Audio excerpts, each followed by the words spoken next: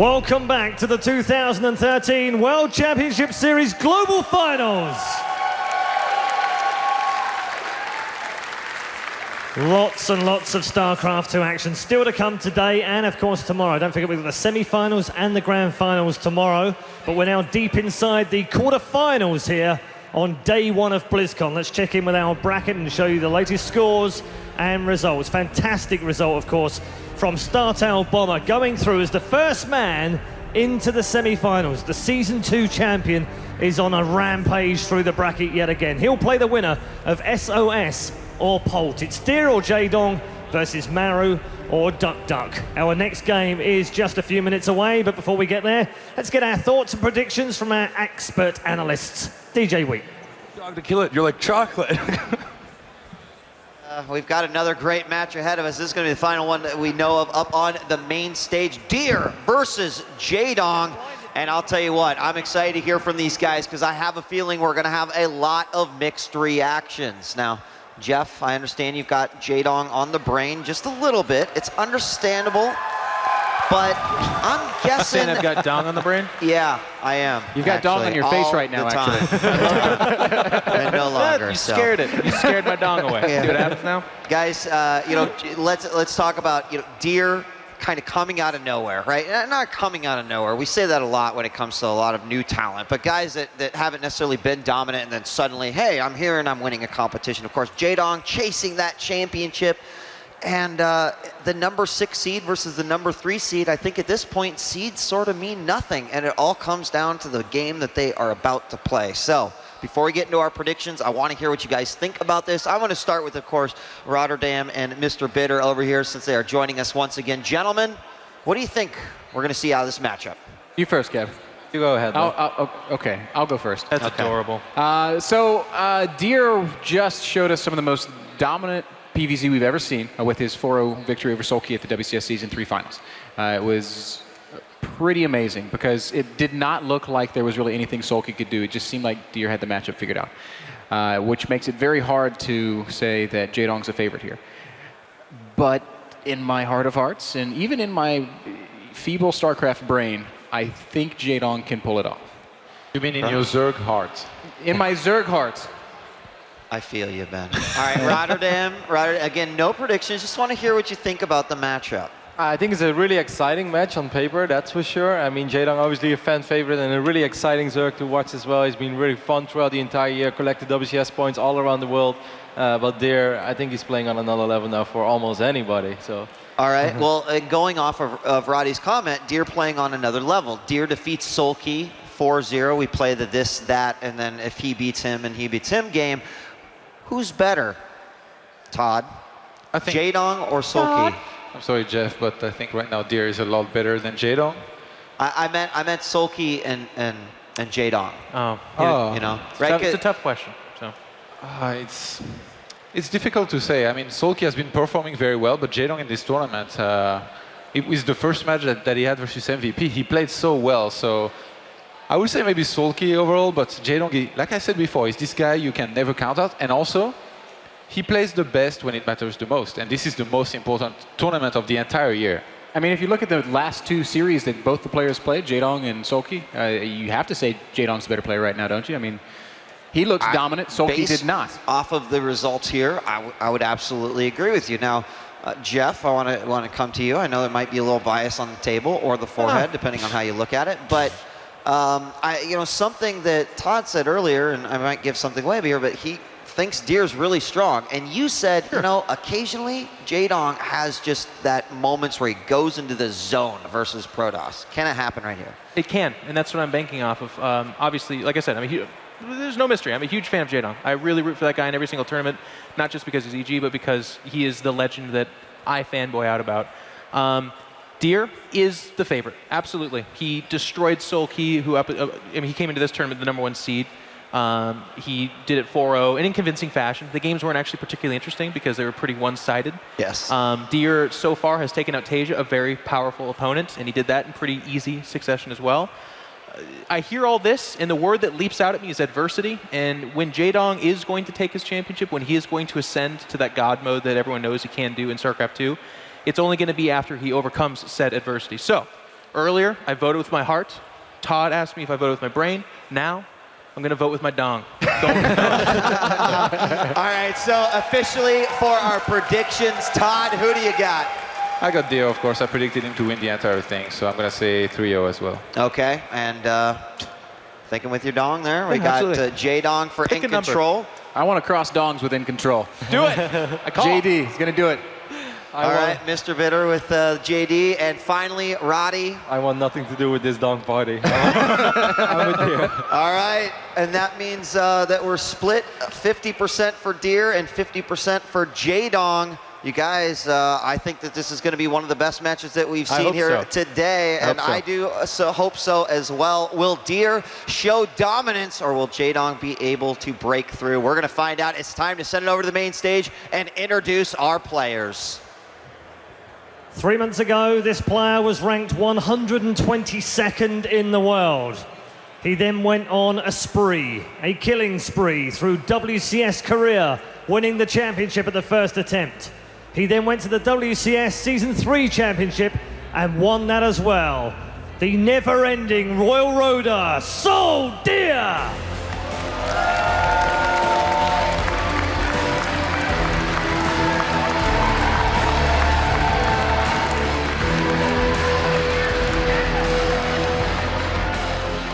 He goes head-to-head with the one and only Dong. He's, of course, the Tyrant, a 4 times runner-up this year. Evil Geniuses Jaedong!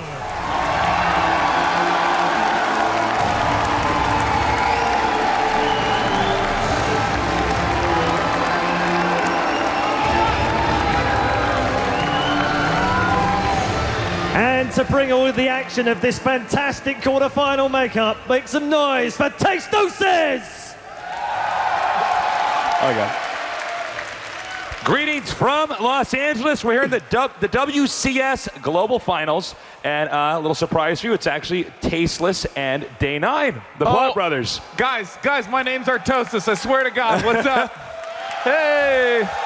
So, we have got an awesome match here right now. This is so sick because we have the old school, right? Oh, yeah. Jaedong.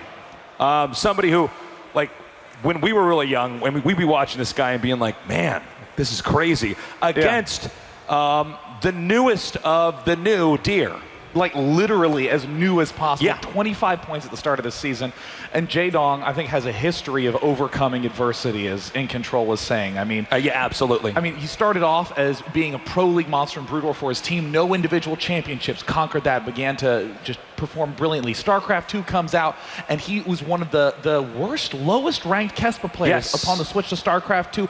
Battled his way up till he's one of the best. Zerg vs. Protoss was his worst matchup, but since Season 2, he's been turning it into his best. But still, Deer is the final boss of ZVP. It's going to be crazy, and I want to talk a lot more about that, actually, after this map selection. It looks like Yeonsu is going to be the first map eliminated, one of our newest maps. Now the ball's in Jaedong's court. How is he going to respond? Let's see. You know, I think Yeonsu is an unusual downvote for Deer in this situation because it's a map that has a very tucked back set of bases. It's very easy to secure 4 bases and defend them properly versus a Zerg player. Jaedong has a very unusual, unique style of Zerg versus Protoss where he saves up his money, saves up his larva, and then just doesn't spend it. He sits at about 120, 150 supply and then waits. Polar Knight has been probably the most frequently downvoted map. It's the least standard in the pool.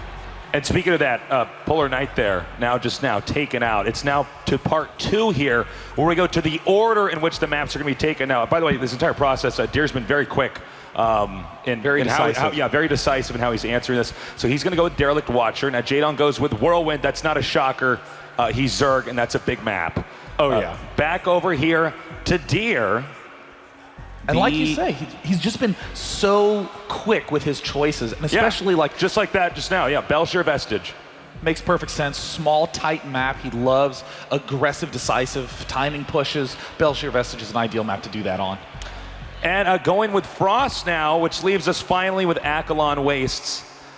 It looks like there's no turning back now, as our final stage match is about to be underway. the two players are going to go back to their respective booths, which are soundproofed. And we will be starting this very shortly. Let's go back and talk about what we touched on earlier on. The whole fact that Jaedong's so old school, and that you get somebody like Deer who's so new school. One thing that's incredible about somebody like Jaedong is how long he's been the best Zerg. Worldwide. And it's just his dedication and his practice. And it's sort of interesting because when we say old school, a lot of times we refer to sort of an outdated set of styles. Perhaps someone who's more conservative with their gameplay. But Jaedong is very, very aggressive about attacking his own weaknesses. His Zerg versus Protoss, he's really the only Zerg who plays his style. It's one of the most new school looking forms of Zerg, despite the fact that he's such a veteran. And he's somebody who's been able to reinvent the way he's been aggressive throughout the game. And historically, when you look at a lot of these older players, they continue to enhance their play style. Jaedong has actually just been so good at engineering different ways to get in there and do the damage. Now, Deer, honestly, I never expected him when I was casting for the GSL finals for him to do as well as he did. But he has come out of nowhere, and that makes him really scary because when you look at Jaedong, my God, you have like just this plethora of data to study. How does he behave in best of fives, best of sevens? How does he behave in certain matchups, or when he's on a losing streak? Deer, I mean, how the hell do you actually prepare for this? I mean, what's very difficult for Jaedong is the way Deer's style functions. Deer is all about decisive responses. He's not a sort of player who is generally shifting his play around and answering what you're doing. He's the sort of player who sees a little weakness and instantly attacks. He's extremely unpredictable with his timings. And this is kind of weird because Jaedong seems to almost play a counter style to that, where he's waiting patiently to, again, see what mix of units are you going for, and then he's just going to flood with everything he has. Yeah, it's going to be really interesting. What are you actually predicting for this? Because I honestly think it's going to be Deer 3-1. And I'm totally fine being wrong about that, but I just have a feeling that because this guy is so out of nowhere, I expect him to win, but you can never count Jaedong out, obviously. If it were any other Protoss, I'd probably say that Jaedong is 3-0 or 3-1. That's exactly what he showed at the last WCS Grand Finals, but honestly, here, I really think that Deer is going to be the one probably 3-0ing, but may very well 3-1. And it's all due to those really aggressive timings, as we're going to be seeing throughout the series. Deer has some of the best, most frequent and careful hallucinated Phoenix scouting. It's not talked about enough. The sentry most people value due to the force fields. I mean, when you're that good at doing that, it's like you have map hacks. I mean, you just see everything. Yeah, and I mean, it's kind of interesting that he de-emphasizes the force fields in those pushes. When you watch most Protosses, I mean, like Naniwa, known for just incredible force fielding, MC known for incredible force fielding, you watch what Deer does. Maybe 3 or 4 sentries tops. Occasionally we'll get more, but most of the time it's Zealots, Stalkers, Immortals striking at such a vulnerable time. He is a timing attack player. And it looks like the countdown has started. So let's get hype. We have Deer against Jaedong as StarCraft 2 history is being made again in just, probably around the same time tomorrow. We will have crowned the best player in the entire world after this whole year-long process of what is the WCS. And we're now in game here, so head-to-head right now. Deer against Jaedong. One of these two players is about to be eliminated. The other is that much closer to reaching the pinnacle of his esports career. Introducing our players over here in the bottom left, the new school terrifying Protoss. Make some noise for Deer.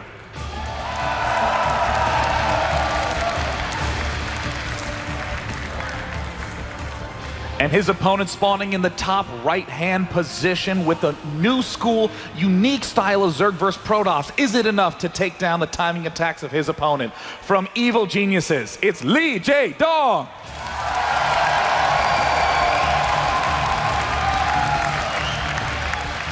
And I want to talk about the significance of this map in the rotation. Please. Map number 2, Whirlwind, huge, wide, big, open map. Jaedong is going to be favored. Map 3, Belshir Vestige, tight, tiny chokes, force fields and timing attacks. Deer is going to be favored. Frost, same thing as before. It's going to be a little bit leaning towards Jaedong with the size. And the last map, Akalon Waste, definitely one of Deer's best and one of the best PvZ maps out there. Derelict Watcher, then, a lot is riding on this map. When I look at this map, sorry, please go ahead. Yeah, I mean, each of them have like 2 maps in sets 2 to 5 that's going to be favoring them. So whoever gets this is going to have a huge momentum lead. And what I was going to say is, when I look at this, I'm thinking that Deer could do one of his timing attacks so well on this map. Absolutely. Just due to the way it's shaped, the distance between the second and the third, as well as the fact that the fourth can be like an unobtainable thing. Yeah. If the Zerg does not have the right momentum going into that. Now, what's Jaedong doing with this scout? This is a really weird timing to go down. Generally, you scout early with a drone because you kind of want to be going for 3 hatch before pool. But look at this. Jaedong is sneaking a drone to the left here. And he's parking it there. That's going to come into use a little bit later on. Meanwhile, the probe is coming up here to spot that everything is so far pretty standard here for Jaedong. Now, the drone does come in here, and he does see that the Protoss is walling in, and it looks like Deer's probe over at the third base should be able to deny the third for at least a little bit. Now, Zerg's already at 300 minerals, so every second that passes right now that the hatchery is not actually planted over here is a problem, and he does finally get it down, and the game will now continue to normalize. And what's interesting to me is that there's a number of corners that you just cut that are scripted corner cuts. You scout the Zerg going for hatch first. Okay, you can't attack me very long. In that case, I'm going to throw down my assimilators first, my gateway first. I'm going to delay the cannon, because what do I need a cannon for? But Deer's being unusually conservative throwing that down. But there's another signal that we see out of Deer. He loves to do extremely thin stretch timings. We may very well see him expand to his third and go Stargate at the same time. Yeah, he's done that before, and I think a lot of that, one of the reasons why he's able to get away with that is his placement is so perfect when he's taking that third and controlling that entire area. It's really something to be impressed by, because I know we had a lot of Protosses trying to do that in the past, and it's just not working. A lot of people, theorists, kind of concluding like, well, I mean, you can't really just get away with that, but he's managed to do it. You know, it's one of those fun theory crafting things. We want to be like, well, if you place your buildings absolutely perfectly, you should be able to hold off all Zerg threats with 1 cannon, and it works only in Gold League and if you're Deer. Exactly, and then if you're Deer, exactly. I mean, even look at the cannon placement at the front of Deer's base, spaced back just enough to minimize... one hex space over there on the left, yeah. And notice that with this pylon, he can re-wall off with the pylon on the right and the gateway on the left. It's very particular spacing. He can even shove a rally from behind on the gateway there. Really subtle, tiny stuff. And it's one of these things where every single structure, and then not even just in the wall, is premeditated here with Deer. Wait, okay, this is already really weird. I mean, Jaedong's side of things looks normal. 3 hatches, teching up pretty normally. Hitting 6 minutes is a signal that gas is down for Jaedong. Great. But look at what we're seeing from Deer. An ultra-fast Stargate, and then an ultra-fast Robo Facility. I mean, normally we see a Robo Facility at like 8 minutes starting. And here it's going to be done before 7. Yeah, and now he's going to go ahead and throw down the gateways. I believe he's about to get a 4th gateway warping in here. And notice, actually, where's the Phoenix rally to? Is he pulling that in his base, or is that actually going out? Okay, that is going out. And he's going to start eliminating Overlords. I thought he might be pulling that inside of his main for a second. But is it going to be a Warp Prism? Yeah, he's going for the Warp Prism. Okay. Now, this is not the most typical strategy on this map, that's for sure. This is a very tactical, difficult build. Yeah. Use the Phoenixes to clear the vision. Once you have the vision cleared, you float a Warp Prism straight up into the main base and force field off the ramp. This is going to be an extremely tough push to hold off. And look at this, Jaedong is already making his intentions known with double Evolution Chamber. He's going for the long term. He's going for double upgrades. And he might be punished for that. I mean, with the Phoenixes here, as you can see the location of the map he's trying to control, he's going to clear out a path towards the main. See, he should catch this Zergling here, or at least drive that out with the Zealot. And the Warp Prism, now this actually surprised me. I thought the Warp Prism was going to go through the top, to follow with the Phoenixes, but instead now he's actually coming over here towards the third. I don't know if you're surprised with this, but I was expecting otherwise. Yeah. Well, it's a 2-step push. First, what you do is you can warp in right at the front, and you can make a judgment call. Do I want to go for the third, Or is it going to be juicy enough to head into the main, and Jaedong is just doing a very standard surprise timing attack, or excuse me, Deer's doing a standard surprise timing attack, just unloading down here. +1 isn't done. This isn't going to be quite as strong, but it is still going to be quite a tough push for Jaedong. The angling here for Jaedong is really good, and he can't get the Warp Prism over there to pick up those other Zealots, so Jaedong has completely deflected that attack now. And that is going to probably set Deer back quite a bit. You know, sometimes with the Zealots, you can get them in between, for instance, the Mineral and the Spore Crawler, or near hugging the hatchery, and it reduces the surface area for the Zealots. But in this case, not so much.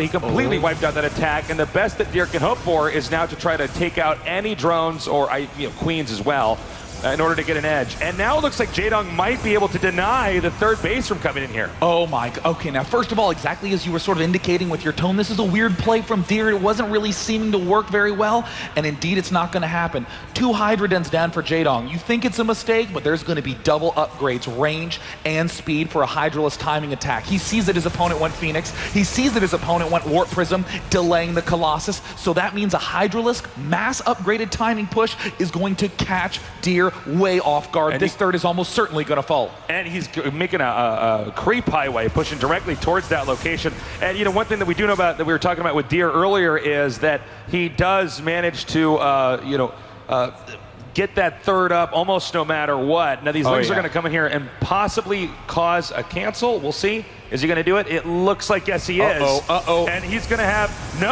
he's going to go actually right for the Zealots. He wants to make sure that he can't even take this location. Oh, Nick, he's got +1 armor. Those Zealots aren't doing nearly enough damage to those Zerglings, and this is perfect. He's clearing out any threat that he can for when the Hydras roll in. Colossus has only just begun, and look at the Hydraless upgrades are finished. This is a genius timing push from Jaedong. He's pumping out Hydras and Lings as best he can. He's on 70 drones. Creep highways, only about 1/3 of the way to the base. I don't even think it's going to matter. Colossus is going to be halfway done when the push arrives. Yeah, and you know what, the Colossus, even if it gets out, okay, the distance between the second and the third is so far. Deer's response, oh my God, denied there. God. Deer's response was going to be to warp in here in the main, so that while Jaedong's defending this attack in the main, he's Deer is getting cannons up to defend. But these Hydras are barreling towards the third, and as I was saying before that attack happened, it looks like, but due to the distance between the third and the second, the Colossus is just going to get pinned. It's not going to be an easy position. There's no good place for the Colossus to be. It's too spread out up on the high ground. Jaedong moving in with 21 Hydras, 40 Zerglings. We're seeing Deer retreat with the Mothership Core. Oh, hardly any sentries. 2 on the map. The third is entirely exposed. Oh, okay, he's going to come up here from behind and try to hit these Hydras. Note he is targeting a Nexus right now. He wants to make sure that that is eliminated. And down it goes. There he goes. Takes it out. And he will continue to crank out more and more units. Notice the Spire is about to finish. He's got a good amount of gas stocked up here. We could see a switch into air very quickly that could put Deer in a lot of trouble. A peculiar move from Jaedong, target firing the Nexus. He lost so much there. Yeah, I thought he was going to engage full on, but he did get the Nexus.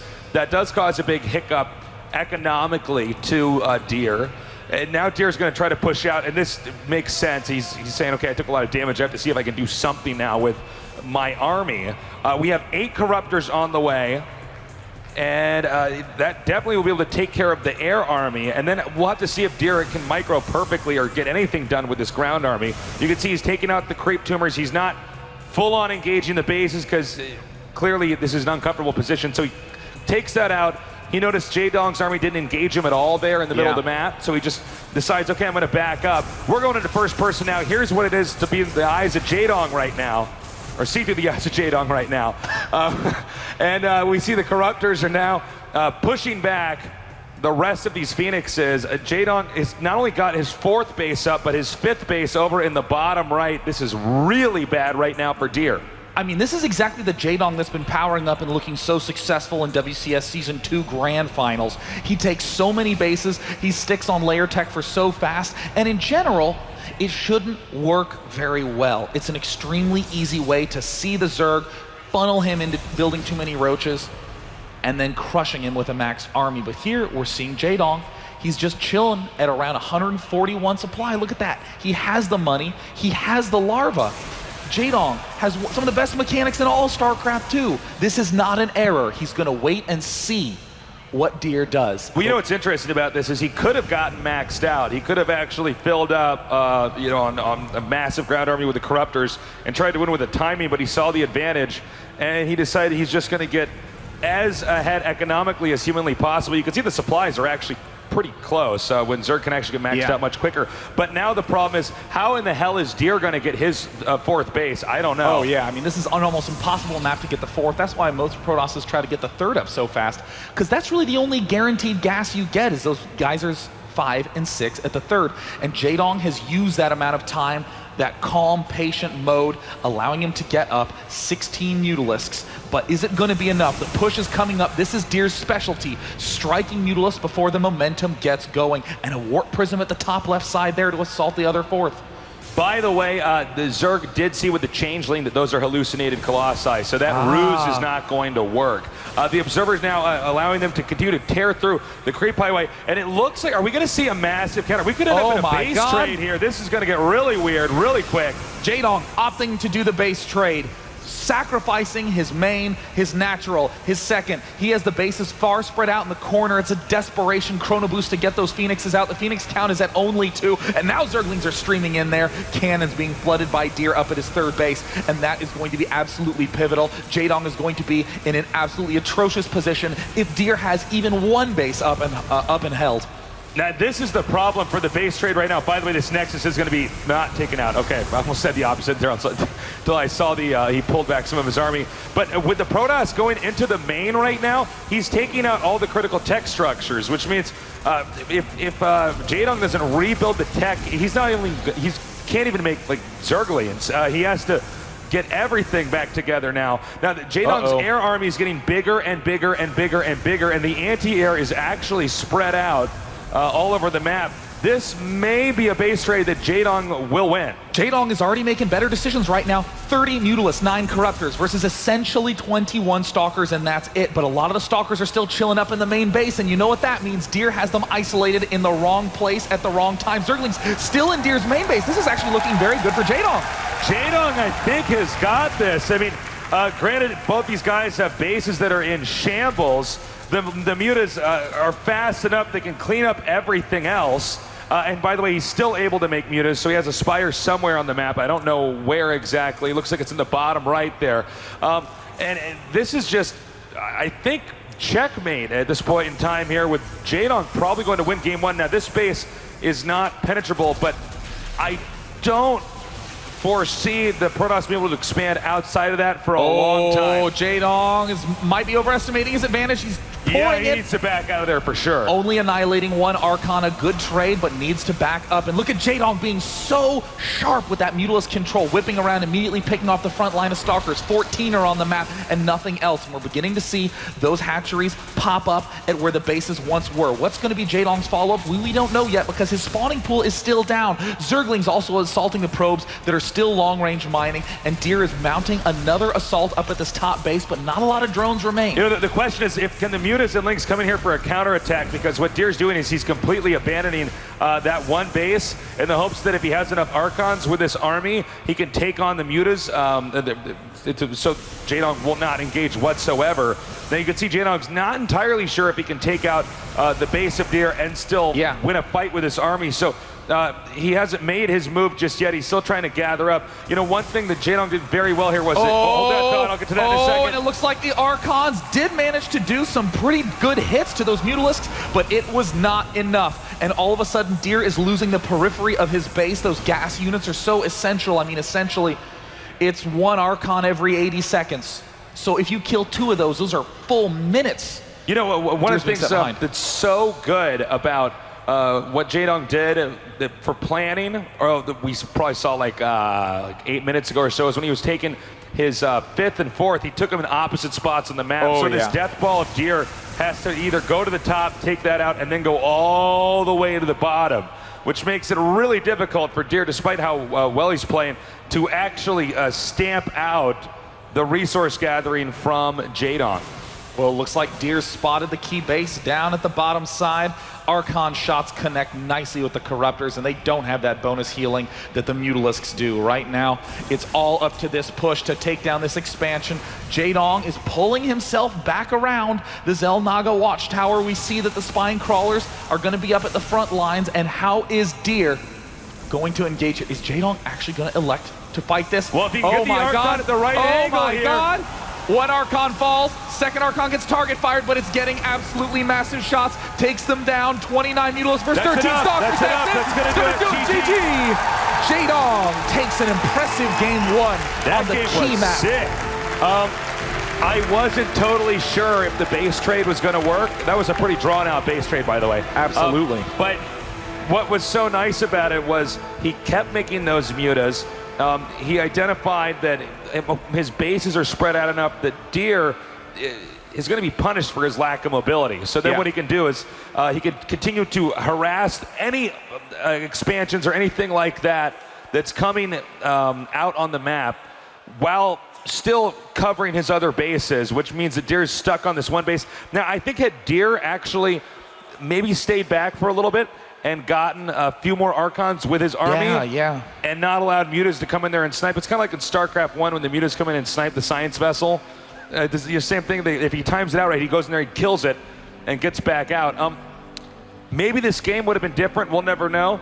But I mean, it's exactly like you say. Jaedong's putting Deer into bad positions by rushing up and picking off those Archons. He said, you either need to wait 3 more minutes to rebuild those, or you can attack now. And that's 3 minutes of Jaedong doing whatever in the hell he wants on that map. And I honestly think that that's the first game Deer has lost in the Protoss Berserk matchup in 10 or 15 games, So here's our map, Whirlwind. Now, this is not good for Deer because Whirlwind is historically a map Zerg's just like. I mean, you got a lot of space from your opponent. So you can get expansions up easier, and you can also obviously counterattack or run around them because the map's so big. I mean, it's the sort of thing that Deer can't do those timing attacks that he likes as much. His Warp Prism antics are going to function very, very nicely on Whirlwind. But again, looking at the map rotation, Whirlwind, and then Belshir, Frost, Akalon Wastes, the games that Deer has to win now. He needs to win 2 of the next 3 maps to push it to game 5. I got to agree with you there. I mean, this is, I don't know. We've had a lot of upsets so far here at WCS. I mean, this has been full of surprises, from the fact that Innovation's not even in the storyline anymore to the fact that Sulky, or I guess the Bomber's dominating as hard as he is, against players like Sulky.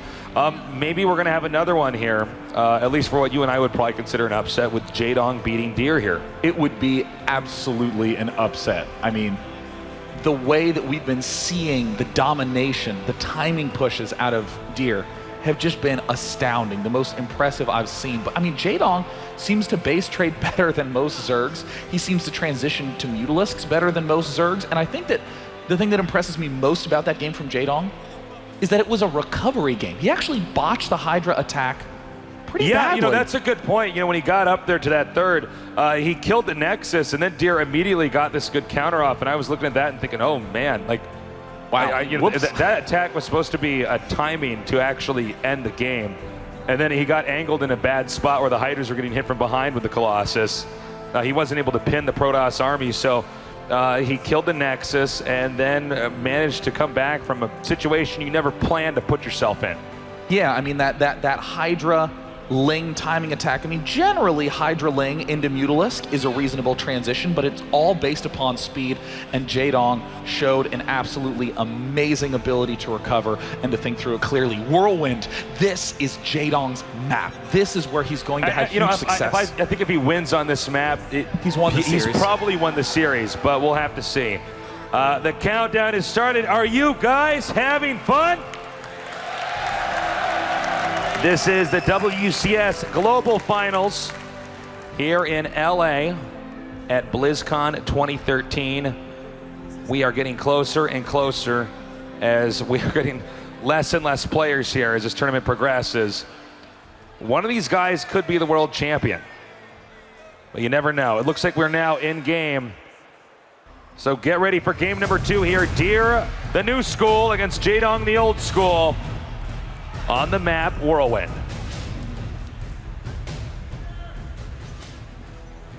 Spawning up in the top right-hand corner, one of the only Protosses to remain in the field and considered to be the best Protoss in the world right now. From Seoul, it is Deer.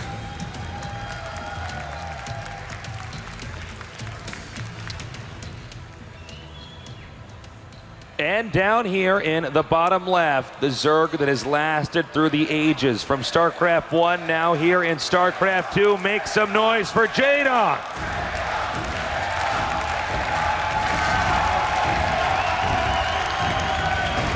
I think they really like Jaedong. Yeah, there's a little bit more Jaedong support there in the audience. Okay, so they're in cross spots, which matters a lot on this map because the Protoss is very far away.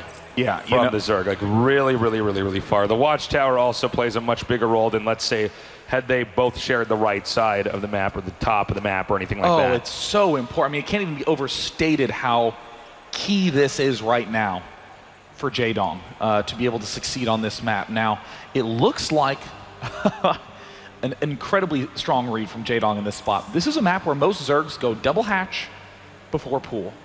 Jaedong, in almost every game I've seen him do recently on this map, double hatch before pool. But here he's decided to go pool first, and what do you know? We see the extremely fast forge from Deer that would have cannon rushed him out of the tournament. Yeah, a nice prediction here for Jaedong on how to open up. Which is a part of StarCraft I feel like people don't address as much as just reading the guide before the game's even there and then trying to figure out, okay, what are the best options I have against this player's, in-game personality. Yeah, I mean, it's one of those, it's like those impossible to prepare for sort of things unless you're at the absolute top. I mean, if you're just laddering a lot, you can't really rely on the metagame. You'll just sort of screw yourself over. But in this position, best of X series always operate differently. Yeah, exactly. It's like, it's not a ladder game. It's like you're not playing against a barcode on the Korean server. You are absolutely, playing against a person who you know and can study and therefore can prepare to play against. And you were talking earlier about this Watchtower, and this is going to come into clarity right now as Jaedong's taking this third base. We think, what angle is Deer going to assault Jaedong at? Well, probably at one of the fresher expansions, like that third on the left, or where this probe's heading south. With Jaedong controlling the Watchtower, he can see which angle Deer is heading for and go around. Whenever Deer moves into attack, Jaedong can sweep back and seize up the Watchtower. Counterattacks are always possible for Zerg. And every time you attack as Protoss, you're exposed. There's no good reinforce route. Zerg will conquer these big spaces. Well, we do have the gateway on the way here. And as you probably heard if you watch the GSL, I say a lot, we have to really wait for that cybernetics core to really finish before we have anything really juicy to talk about. There are so many different options that Protoss can have. Yeah. The most common ones that we're really seeing nowadays is fast Stargate to build some Phoenixes, and then a Robo for Colossus to defend the third. That just is the general theme that we're seeing most frequently. But Deer has been one of the few Protosses who's avoiding the Stargate altogether in most of his Protoss vs. Zerg games, purely relying on Stalker timings and big brunt attacks that technically shouldn't work, but he finds the perfect slice in time where the Zerg is weakest. You're absolutely right. Well, this is why he's basically a person who's ahead of the metagame. He's not copying other players. He's really looking at the game on his own. Yeah. Nice escape there, by the way, by that probe. I'm actually like 100% sure that was going to die back there. We do have the weapons upgrade starting, and the mothership core on the way. Ooh, and look at this. +1 attack, Warp Gate, Stalker, second Stalker, and Mothership Core. This is looking very much so like a Warp Gate timing out of Deer. He's probably going to be going for a fast third base. Oh, there it is, yeah. And then this way, he can follow it up with gateways to defend while still pressuring Jaedong. This is what you were talking about before, Nick, with Deer being the guy who attacks and expands and techs all at the same time, impossibly. Yeah, okay. I was going to say I wasn't sure because I want to look really cool while I'm casting this, and I want to be like, I think that pylon blocks the Nexus, but okay, so that did block the Nexus. I should just trust my instincts. So, yeah, that's going to be a little bit of a delay there to get the structures up at the third base. But now the Lings are getting a surround here. Looks like the Stalker is actually going to get pinned. What a defense! And there it is. Jaedong snaps it down. And you know, Jaedong seems to be the only player who can pull this off with hardly an interruption to his drone production, gets just the right amount of slow lings to thwart a fairly aggressive Protoss attack. Jaedong's creep between the two bases already joining up. Three gateway units so bad biting the because dust. he needs those gateway units to really help defend that third. Yes. I mean, you can make cannons, but you actually have to have some mobility with that defense to clog entry points and occasionally even bait out lings that might be outside that point. We have, what is it, 2 more gateways and, 2 Stargates on the way. It's a pair of Stargates out of That's Deer. interesting. Now, there's 2 very strongly different ways to play this off. It's all going to be what the first units to come out are. If it's double Phoenix production, then expect a slightly more passive ground mixture. Something a little more robo-focused, but oh, there's the Phoenixes coming down. This is a tough way to play. It's very, very fragile. You don't have do a lot of damage to the ground. Wait, now, is he gonna, okay, he spots both. Oh, and he sees that there's Phoenixes there. Jaedong now has a tremendous edge in this game. I gotta say, I wonder if it would have been better to have the Stargates in different spots. They're right next to each other, so if he gets to one, he's most likely gonna get to another one, especially at this phase of the game. So, yeah, now Jaedong has the ability to respond to this. And, this situation is just really bad for Deer. Deer has not gotten a break so far in the series. Now, Deer is the only player I would trust to do this. Look at that. Complete halt on the Stargate production. I mean, normally it's mass Phoenix production with a robo defense. That's pretty badass. He actually is not going to continue with this tech route despite investing a lot into it. Yeah, I mean, this is 2 Stargates as his second and third unit production structure, and it looks like Deer is scouting around, spotting everything, and somehow Jaedong seems to be sniffing out the weakness throughout all of this. Jaedong getting infestors, getting the missile attack upgrade, pathogen glands. He's expanding. He's not even building many spore crawlers. He's adding on queens because he's preparing for a hive tech switch. We'll have plenty of transfuse for ultras. Man, these guys are responding so well off of each other. They're reading each other so incredibly well. I do, however, think it's going to be just so difficult for Deer to really get any headway because, look, even though he stopped the Phoenix production, and that's really smart, it's obvious that Deer stopped the Phoenix production because the Phoenix numbers aren't growing, right? Yeah. So it's not like there's some secret here. It's smart that he switched out of it because it wasn't going to work anyways, but there's no element of surprise here for what Deer can do next. So Zergling's going to dart into the third, see a couple of extra gateways going down. Zergling's going to dart into the natural, see a whole lot of defense there. What is Jaedong's play? He has plenty of infestors. I actually think that the key upgrade that Jaedong needs to not miss is the Neural Parasite. He's going to have so many infestors that they're not going to be as strong against the army that's going to be hurled at him, which is a speed zealot colossus. It's like as anti-infestor an army as humanly possible. He is gathering up these zealots now. Now, he may wait until the Zerg leaves his base, or he may go in right now. It really just depends on how he's going to approach this. If he sees the Zerg army leaving, well, he doesn't have much of a spot for that. But if he does see an army leaving, he'll send that Warp Prism in. That looks like the way he's going to go from here. Now, we have the Phoenixes taken out, and it is lights out right now, excuse me, for Deer. I mean, he does not have any scouting on the map. He doesn't have anything. He has nothing right now. And this puts Deer intel-wise into a nightmare. Oh yeah, you just gotta guess. You just gotta say, I hope Zealots are the best unit in the game, and he's just gonna be making Zealots right now. Getting the Templar Archives for the transition into the natural Zealot Archon switch, but look at this.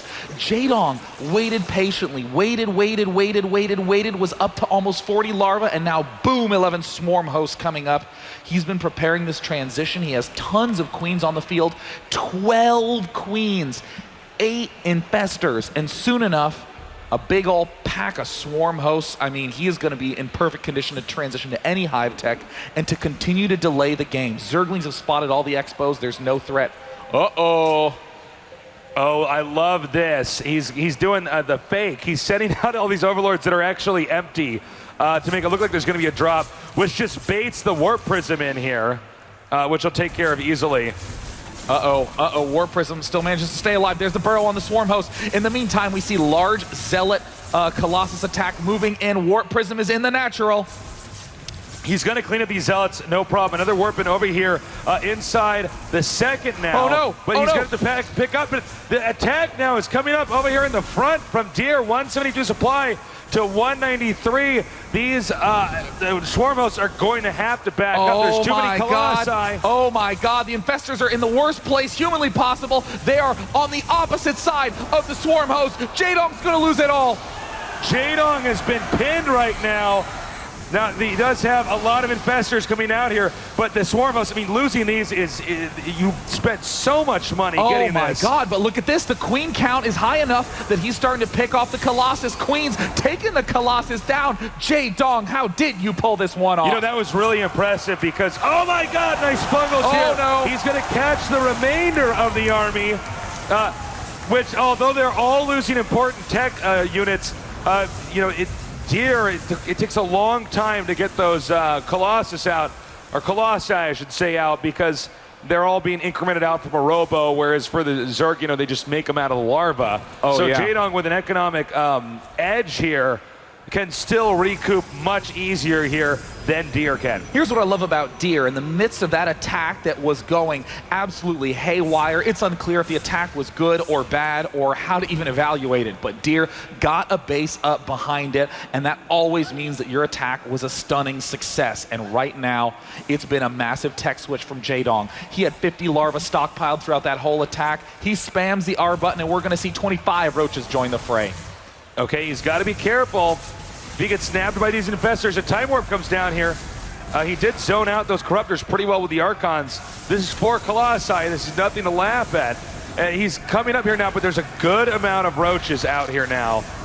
He doesn't have to engage that Protoss army. If the Protoss wants to do anything, it has to engage into the Zerg, and this bottleneck, it causes a real problem here for him. Like, yeah, I mean, how does Deer continue to engage here? He's Warping and Stalkers and try to get reinforcements. Oh, sick fungal growths again. But the Archons have managed to rip down all the Corruptors. It's basically going to be roaches against one of the best anti-roach armies out there. Deer actually is going to get in there, it looks like. And even though we have a maxed out Jaedong, I don't know if it's going to be enough. There's just enough anti-air. The Corruptors are going to have a hard time wiping out these Colossi. And the Colossi are really what are countering the rest of this army. How is Deer pulling this one off? I can't believe he's actually pulling this off. I cannot believe this just happened. GG, Deer takes game 2 on Jaedong's prime map. What an odd series of moves out of Deer. I can't believe that the game actually ended like that. When you think of a Zerg with Swarm hosts, you know, like it maxed out, and all he has to do is turtle, and the Protoss, you know, lost a good amount of tech in that initial engagement. Yeah. This is really turning out to be, I think, so far the best series I've seen. I mean, especially in terms of the strategy of that last game, because you look at the situation that Jaedong was in that game, like you said, getting up the Swarm host, and I actually think that Jaedong wasn't 100% dead at the end of that game, but you can just feel the frustration when the single he warp wasn't 100% dead, but he's 100% pissed about how that game went. I mean, that was definitely a frustrating twist to that end, you know? Yeah, the fact that his Swarm host got separated from the Infestor Queen. And I think he lost a lot of, it was very subtle, he lost a lot of Corruptors, you know, here and there, which it could have added up to a lot more, which he would have had just the muscle to push through and kill the Colossi no matter what. Because, you know, once the Colossi are gone, Zerg can usually on 4 bases just make enough to probably drive you out, especially if they have any Swarm hosts at all. But that was a narrow victory there by Deer. Really impressive stuff. I don't know, man. I mean, what do you think about this next game? I mean, right now, I give Deer a strong favorite going into Belshir Vestige. I love his timing attacks on here. He tends not to go Stargate. He doesn't mess around. He masses up gateways, gateway units, and strikes at very weak moments. It's going to be up to Zerg. It's going to be up to Jaedong to be the one bringing the noise back, to be staying on layer tech longer and being more efficient with the traditionally inefficient units, the Hydras, the Roaches, the Corruptors.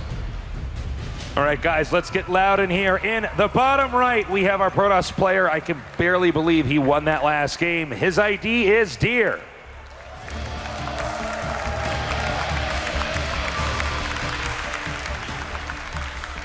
And up in the top left-hand corner, had a clear edge in the last game, but fell short to a single tactical error. Can he play perfect in Game 3? From Evil Geniuses, it's Lee Jaedong.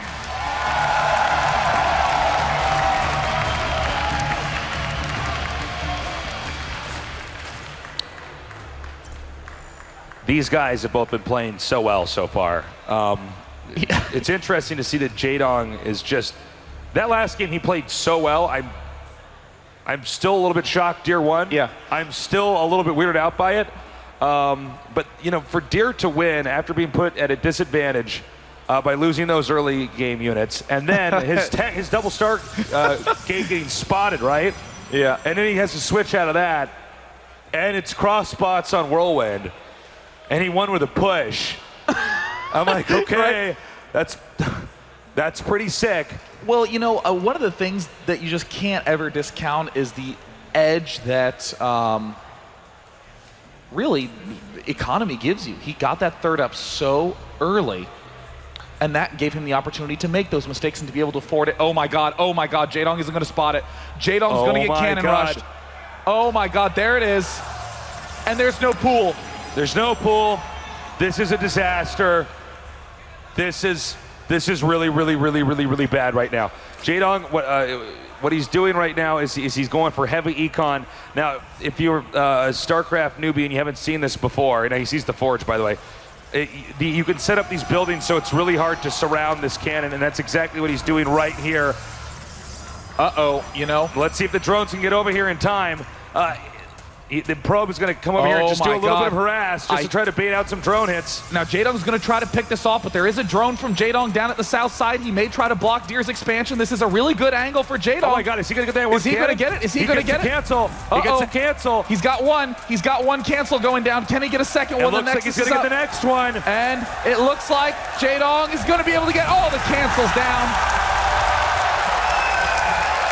Well, this really sucks for Deer right now because he deflected that rush. I mean, I know the workers weren't mining, but the amount he invested in there to end the game immediately, the failure of that is huge. You know, I'm looking at the numbers, and I'm starting to wonder how detrimental this was to Deer. I mean, the biggest thing that he cut was probes for a little bit, but he still has the probe lead 23-20. In terms of total resources lost from damage, just 111. Just a couple of cancels, and soon enough a pylon. I mean, if Jaedong was able to get in there and block the Nexus going down, that would have been something special. Yeah, that is very true. The Nexus not blocked. He can't really be punished as much. It looks like now he's going to try to buy some time here. Now let's see how long he can actually delay this. If there's a possibility of him even planting a pylon here, and it is. Okay, that's a great move under these circumstances here because the Zerg does not have a lot of Zerglings out. And there's not really a lot he can do about this pylon over here in the upper right. And Zerg doesn't want to get his expansions too far spread out because obviously Deer's pretty good with those timing attacks. In fact, I'm wondering if he may even loop around here with this probe and try to make something else. Let's see if he does it. You know, I'm real curious how Jaedong's going to be able to pull back. The more that this game goes on, the more clear it is that Deer has a nice lead. Deer could have begun his usual gateway pressure, but no, he's opting for a Stargate, which generally, seeing his history, indicates that Deer is intending to take a pretty swift third base. We even see a hint of that as Deer's only taken one extra geyser. Yeah, well, you know, with Jaedong just trying to get the third base up and running, that being delayed by so much, and I love this Zealot coming out here. Now he just wants Deer to make some more Zerglings. Oh, yeah. Anything to slow down drone production. He's already triggered that 4 Zerglings now on the way. Let's see if he can actually creep a probe over there to actually take that third pretty soon. Well, there's a single evolution chamber going down in terms of the options that Jaedong has. Very likely he's going to go for kind of a typical mid-game defense, getting +1 range attack, going for Roach Hydra, not doing his usual save up, and probably trying to be a little bit more aggressive and a little less passive, so that way he can hopefully deny Deer a third base. If he can deny Deer a third base, there's really only 3 or 4 mixes that Deer can go for. Yeah, you're absolutely right. I mean, if he can deny that, then it's going to dictate Deer as not being in, you know, a position to transition properly. But this another thing that's funny about this game is you play so much StarCraft, right? You're so used to like this routine. where the game always goes the way that you have expected it to, and if you don't, okay, you switch out to plan B. But when you have a failed cannon rush and the Zerg, the tempo of the Zerg is now off, you know, it's just really difficult to now have the feel here. Now, these guys are very good, so they're going to be better than most, but it's still a frustrating moment as you're going to have to read everything perfectly. We got Phoenix is now cleaning up these Overlords, and it looks like he's basically getting, he's getting every single Overlord on the map. I mean, that's not inside the base here, so that's going to really make it difficult for Jaedong to get any more reads here. Great traditional move that we're seeing come straight out of Deer. Clear the vision, get the basic defensive units, and expand. It's going to be an attempted 10-minute expand. Deer's going to be expanding while his robo facility starts. What does Jaedong do to answer? It's going to be hard, because look at how pulled back to the defense Jaedong has to be with 5 Phoenixes on the map. He's going for range first, not for speed. That's a very defensive upgrade. He can attempt a Ling Hydra push and transition into Spire, but still, look at the damage that Deer's laying down. Yeah, well, because of the weird way this game came out, there was not a ton of Spore Crawlers that Jaedong could make, so those Phoenixes are probably going to continue to do lots of damage, as we're seeing here. Well, I really wonder, actually, if Jaedong can ever do that push effectively that you were talking about, you know? I mean, he's going to lose so many drones. We even see now a stray Overlord getting hit. Well, right now, the intentions for Deer have been made clear just simply by the probe count. Deer doesn't mess this up. Whoa! A sort of odd, overbold move there by Deer. The Phoenixes are actually quite important all game long for scouting, for spotting when the 4th is, for clearing out vision at these watchtowers, and of course, preventing the Zerg from getting a little overeager about the Mutalisk transition, and a second one goes down. Stop doing that, Deer. Those are so important. Mutalisks are Jaedong's linchpin play. Yeah, if he doesn't have enough Phoenixes out to zone out the Mutas, it is a serious problem. And now we see the armor upgrade is coming into play here, the speed for the Lings. I don't know if Deer's going to be able to be stopped from his expansion getting up here, but at the same time, Jaedong can't really be touched as easily either. Now we see the Protoss moving out here. That's not him preparing it to attack right away. What he's doing is he's trying to generate the imagery of an attack to maybe pressure the Zerg into not making drones. And what's really cool is that Jaedong's bringing Overseers to try to pick off Observers. Has already gotten one, and we see that the second one has withdrawn very far into the base. Deer's now marching forward a little bit blind with these Phoenixes. Overlords, RPU can creep at the natural expansion by a Spire.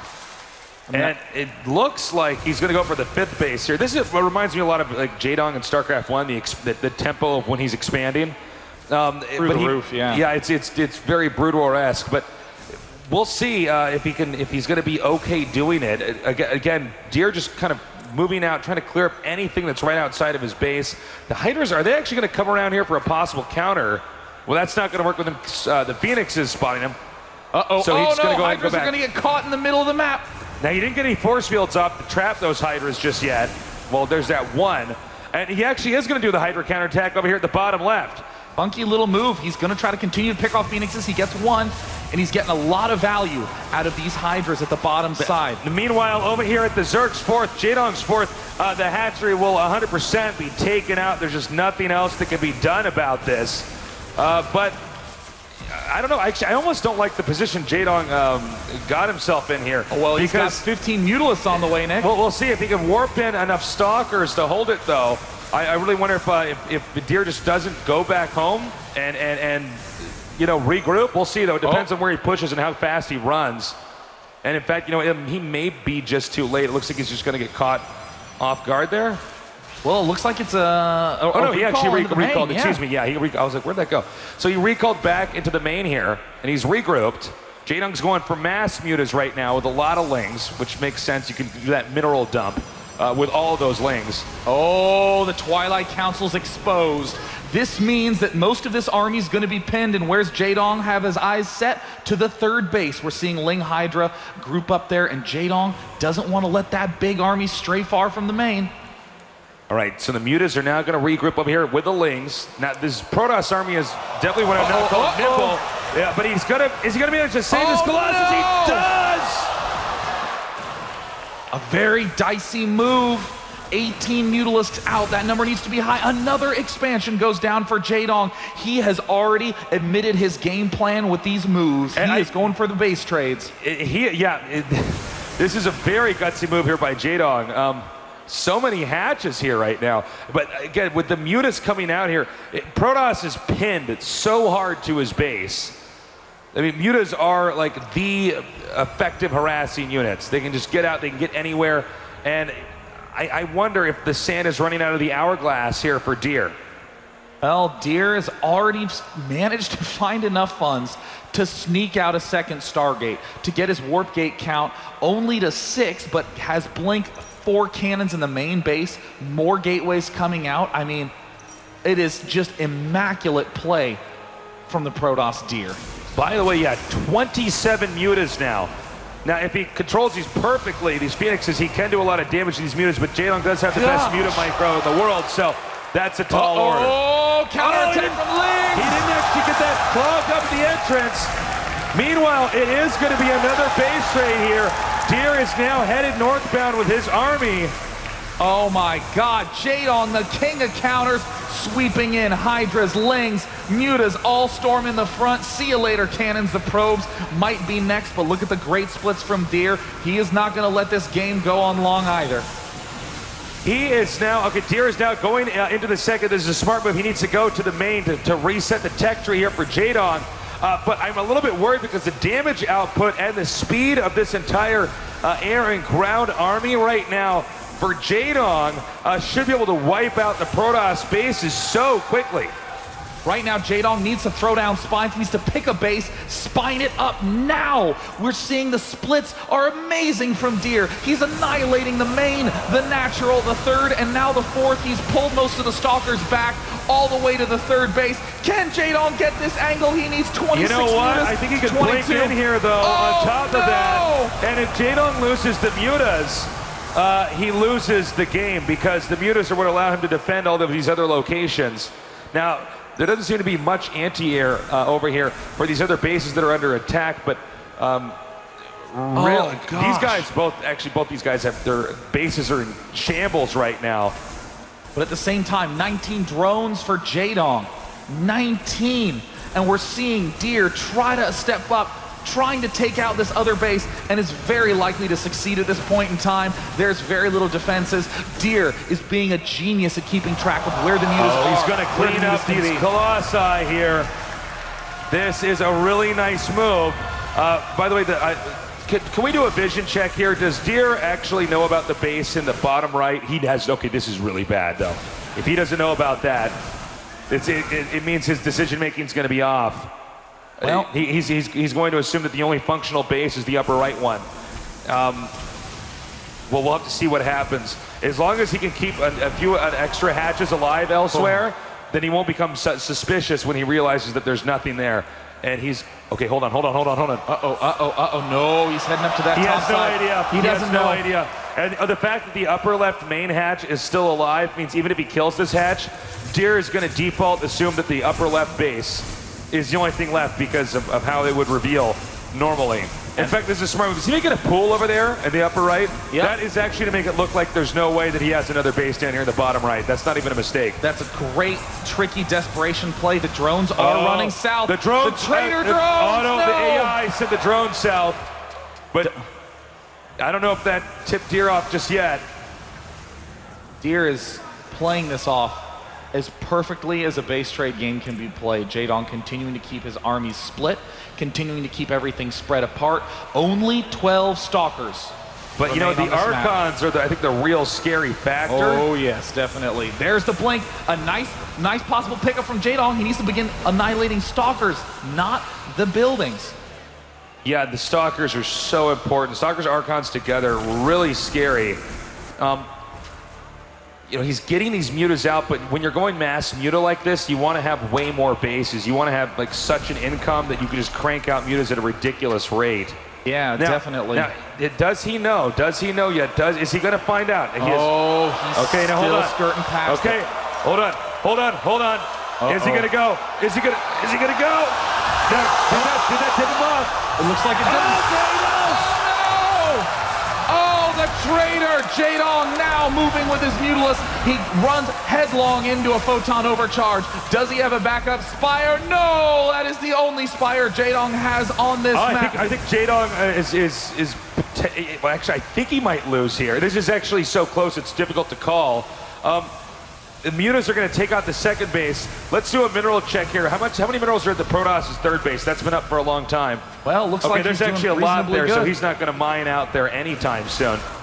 Well, 2 more Archons are en route. Jaedong, with a lucky pickup, manages to pick off a single Archon. A couple of free Stalkers, pulls out safely. He is taking some serious hits with those Mutalisks, but guess what? The regeneration is excellent. And oh my God, be careful, Jaedong. How does he control that well? 10 Stalkers remain, 22 Mutas. Okay, so the Mutas are going to run away now. And again, all that Jaedong, remember, in StarCraft 2, all you have to do is eliminate the other guy's buildings. Yes. If you just kill all their buildings, the game does end. Whoa. Taking some serious hits. He's secondary blink. He's actually, those Mutas are getting just 2 bruised at this point in time. And I don't think there's anything to stop Deer at this point in time from just continuing to run over the rest of what Zerg has. I mean, can the Mutas wipe out all of these bases right away? And for Protoss, not as quick as this Protoss army can. There's enough Protoss defense at those bases. I believe the next move here is for him to simply go to that final base and this game ends. Zerg doesn't have enough gas banked up. There's just not much he can really do. You can see he's going for the Templar Archives.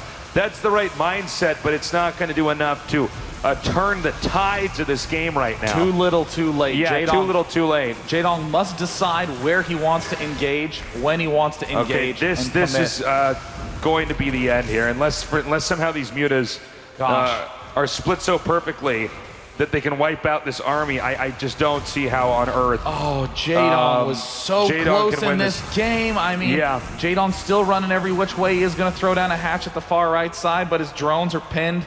They get picked off. He's finding free zealots here and there.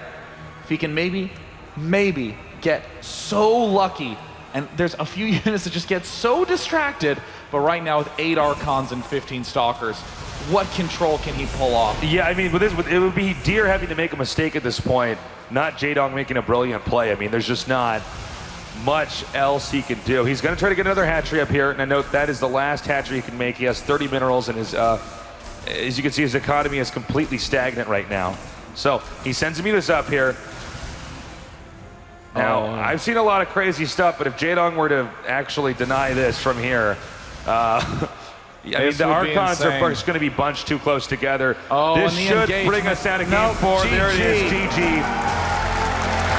Wow.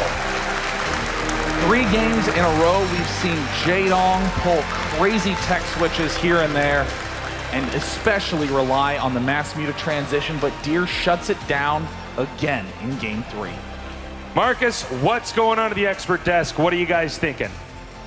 Well, thank you, Tasteless, and Day 9. A very interesting game. In fact, I'm almost positive we're going to be jumping into a replay to kind of look. I think we were talking up here, where did it go wrong? Mr. Bitter, you were asking this question yourself. Now, before we actually get into the discussion of the game, I want to mention this is the last game on the main stage tonight. Tomorrow, all the games are going to be here on the main stage, but over on the Esports Plus stage that's been showing the secondary matches, we're going to have alternating FP views all the time with the commentary. So something a little bit different if you want to watch that. It'll be available tomorrow for Day 2 of BlizzCon in the 2013 WCS Global Finals. With that being said, Deer currently leading 2-1. We're going to go into game number 4, which is going to be on Frost in just a moment. We're going to talk about this game, hopefully jump in, look at a little bit of the replay as well. Who wants to kick us off? Let's start with this side while they get the replay ready. Bitter, Rotterdam, what do you think? I thought Jaedong played a pretty phenomenal game there. Made a couple of mistakes. I think everyone's favorite moment had to be the Benedict Arnold drone there that gave away that hidden expansion. Yeah. But what was he thinking? I think we'd all agree that that's not really where he lost the game. I think when he sent all the links and the Hydras towards the third base and the left bottom side, and the Stalkers came in, the recall and the Stalkers linked on top of it. I'll leave most of the analysis to Jeff and Todd, though, as I'm sure they have plenty of stuff to talk about. What I do think is really worth mentioning is this is just a really fun series to watch. Jeff had way more fun in Game 1 than he has after Game 2 and 3. But I think it's safe to say that this is just awesome StarCraft to watch. I'm having a great time. Yes, there were a couple of mistakes here and there, but at the same time, it's so extremely high level as well. And, you know, this is just the type of series that you sit back and you watch with a smile on your face because it's awesome StarCraft. Jaedong definitely showing us the next level as EVP, I think. Already did better than Solky did. Yeah, he did. Just to echo your sentiments before we jump into the replay real quick, what a great series. I mean, I actually do think that Jaedong was winning in all 3 games. Game number 1, obviously, he did win in convincing fashion. Game number 2, we have the bird's eye view, but sending all your Infestors and all your Queens after 1 War Prism and 4 Zealots, it was really painful to watch. Of course, that's a trap that a lot of pro gamers fall into because they just got the kill mindset. And then, of course, that army comes down the middle of the map with no anti-air. If there's any Corruptors, if there's any kind of Fungals there, Queens to help, that's a different game. Then Game 3, there's so many moments. I love that drone obviously tipping off the base, but I agree with you, that's not where he lost it. It's at that base trade situation, which I think we're going to jump into right now. Cool. All right, Todd, are we ready to maybe take a look? Yeah, I picked one moment which I think was the most important moment in the game, which is just before the 16th minute. Deer, he has identified he's against Mutalisks. He's on 2 Stargates, he's pumping out a lot of Phoenixes, and he's got cannons a little bit everywhere, and he's basically going to be moving up right now because he feels confident enough to maybe attack. He can recall if he has to. He has Phoenixes to deal with the Mutas. And I'm actually going to let Jeff cover this one here as we see the Protoss starting to move out. Well, the really scary thing about this is that if you look, he's just now remaking his Phoenix. I think his count actually fell down to 1 or 2. Well, it's out now up to 8. Okay, this is actually after that moment. Never mind. So this is that moment where they don't have range. And we're looking at this, and look at that. That little bit of latency, little bit of distraction means every volley of those Mutalisks is trimming down 1 or 2 of those Phoenix. And again, they don't have range, so even if you have 4 or 5 Phoenix, but if they have range, you could potentially micro them like a god and still hold off or at least thin out that kind of Mutalisk count, but not here. Now, the base trade commences. They go right up to this third base. The base has already been, well, actually, it didn't get ditched. Now, this is where it begins to get a little bit problematic for Jaedong. You can see that he's going to fight here. He's going into the production lane. There's going to be no more Phoenix after this. They're the big threat to the Mutalisks. The Hydras are having free reign. Yes, Jaedong is taking a lot of damage outside that, but if you look at the overall vision, there's still a lot of bases for Jaedong, actually, and he's transferring the drones, which is really, really cool. And he, actually, he didn't remake the Spire as fast as he did in game number 1, I think. Which was really good, by the way. Which was a bit of a problem. But he picks up this base, gets the Cybernetics core, and what he needs to do is say, wait a second, there's nothing here, let's get out. And if he would have left here, killed the army out on the map, as opposed to fighting right here, I think this is Jaedong's game. It's the mobility, it's the fact that he can't remake Phoenix to chase down those Mutalisks. That is why Deer was in a dicey situation. But here he is, fighting Mutalisks, and Mutalisks cannot take a battle like this. If they go home, kill the Colossus, recover the bases, and then work off a 3.5 base economy versus a shambled Deer 1.5 economy that's not making Phoenix, it has to remake the Cybernetics core, this is a Jaedong win. I want to ask especially the Protoss on the panel. There happens to be quite a few of them up here right now. In the situation where he goes in, he attacks at the third, a lot of times we see Zerg use some of those extra minerals to just sort of flower their natural with some spines, if anything, to slow them down. Do you think that that was a problem here? I mean, it was kind of like a quick beeline into the main at that point. Even with the recall, you guys mentioned it. You love how Deer just, hey, you little squad A, you go here. You're going to kill the pool and the Hydra Den, and you're going to kill the third, and you're going to, it's because normally Protoss, normally Protoss is so hard to play in a base trade scenario like this because, you know, Zerg is so mobile, and as Protoss you have to keep everything together because if you split up a few units, they get picked off immediately. The way that Deer does this is just unreal. I have no idea how he does it so quickly, but he always just has barely enough units in every single base to create a massive problem, and then suddenly there are 4 problems for Zerg to deal with, while normally where the Protoss is playing, it's 2 at best, and I think that that's where Deer really excels. Well, that third base is such a pivotal moment because it's like, we've all been in that situation where they do recall back, but there's just a couple too many Mutalisks, a couple too many Hydras, and the entire army blows up, and we're like, oh, that's game. But I wish we had Greetorp here. He'd crunch these numbers like a freaking boss just right now. But it was just a little bit too less. And when those Stalkers came back, and then there's the reinforcement of like 6 more Stalkers and 3 Phoenix, Jaedong's army was like, wait a second, things aren't dying here. I guess we need to leave now. But it was too late. He had lost too much. All right, guys, the 4th map is going to be Frost. Let's send it back over to the casting desk to resume this series. Of course, we have got Jaedong versus Deer.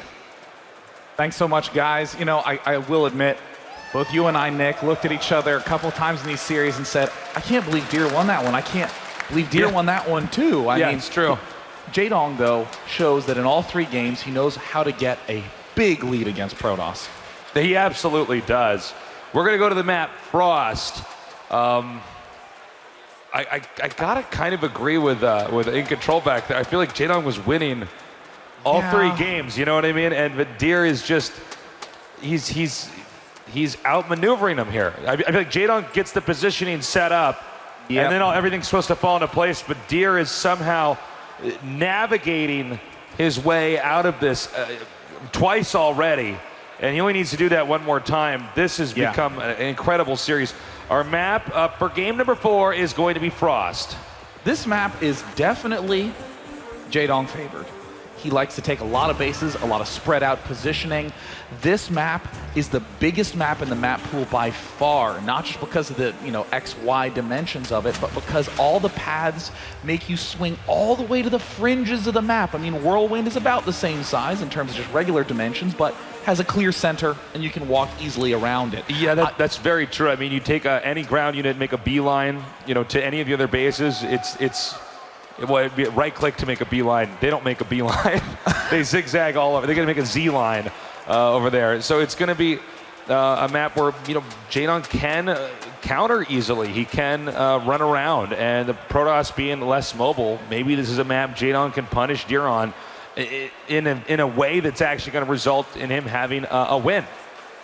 It really needs to kick into gear for Jaedong how to be positioning his stuff under those tense moments, because it's like Rotterdam said, most people would be splitting 1 or 2 chunks of units and recalling, but he has 4 chunks of units with a 5th main chunk coming back to the main. And with Jaedong's style, if you make slightly the wrong decision, you get punished as hard as you can be. You lose the game immediately. It's not like microing your workers a little incorrectly and you lose 2 instead of none. This is losing all your bases versus winning the game. Exactly. Looks like we're just waiting for confirmation here from these players. Do you think Jaedong's going to win game number 4? I think he can. I want him to. I want him to for the selfish reason I want a 5th game out of these guys. On Akalon Waste. That would be great. That would be awesome. But that's the question: is can he? What do you think?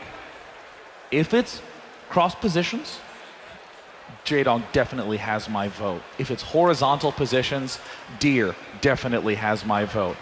Vertical, I'm just not sure. The positions play out so dramatically differently. You know what's funny about this as well? Deer has been scouted so many times by Jaedong and they still have 2-1. That's normally not how it happens. Normally it's the opposite. It's the Protoss. If the Protoss got scouted perfectly by the Zerg, then the Zerg is ahead and wins. But enough about that. The map is now loading up. Let's get hype, people. Game number 4 here between Deer and Jaedong. We may be just 1 game away from seeing the end of Jaedong for this year of the WCS Global Finals. Or we may be just 1 game away from going on to the final game between these two. But either way, only 1 player will move on. The other, well, their story ends here. Spawning down in the top right-hand corner against the ropes in all 3 of the last games. All right, spawning in the upper right corner is our Zerg player. He is Jaedong.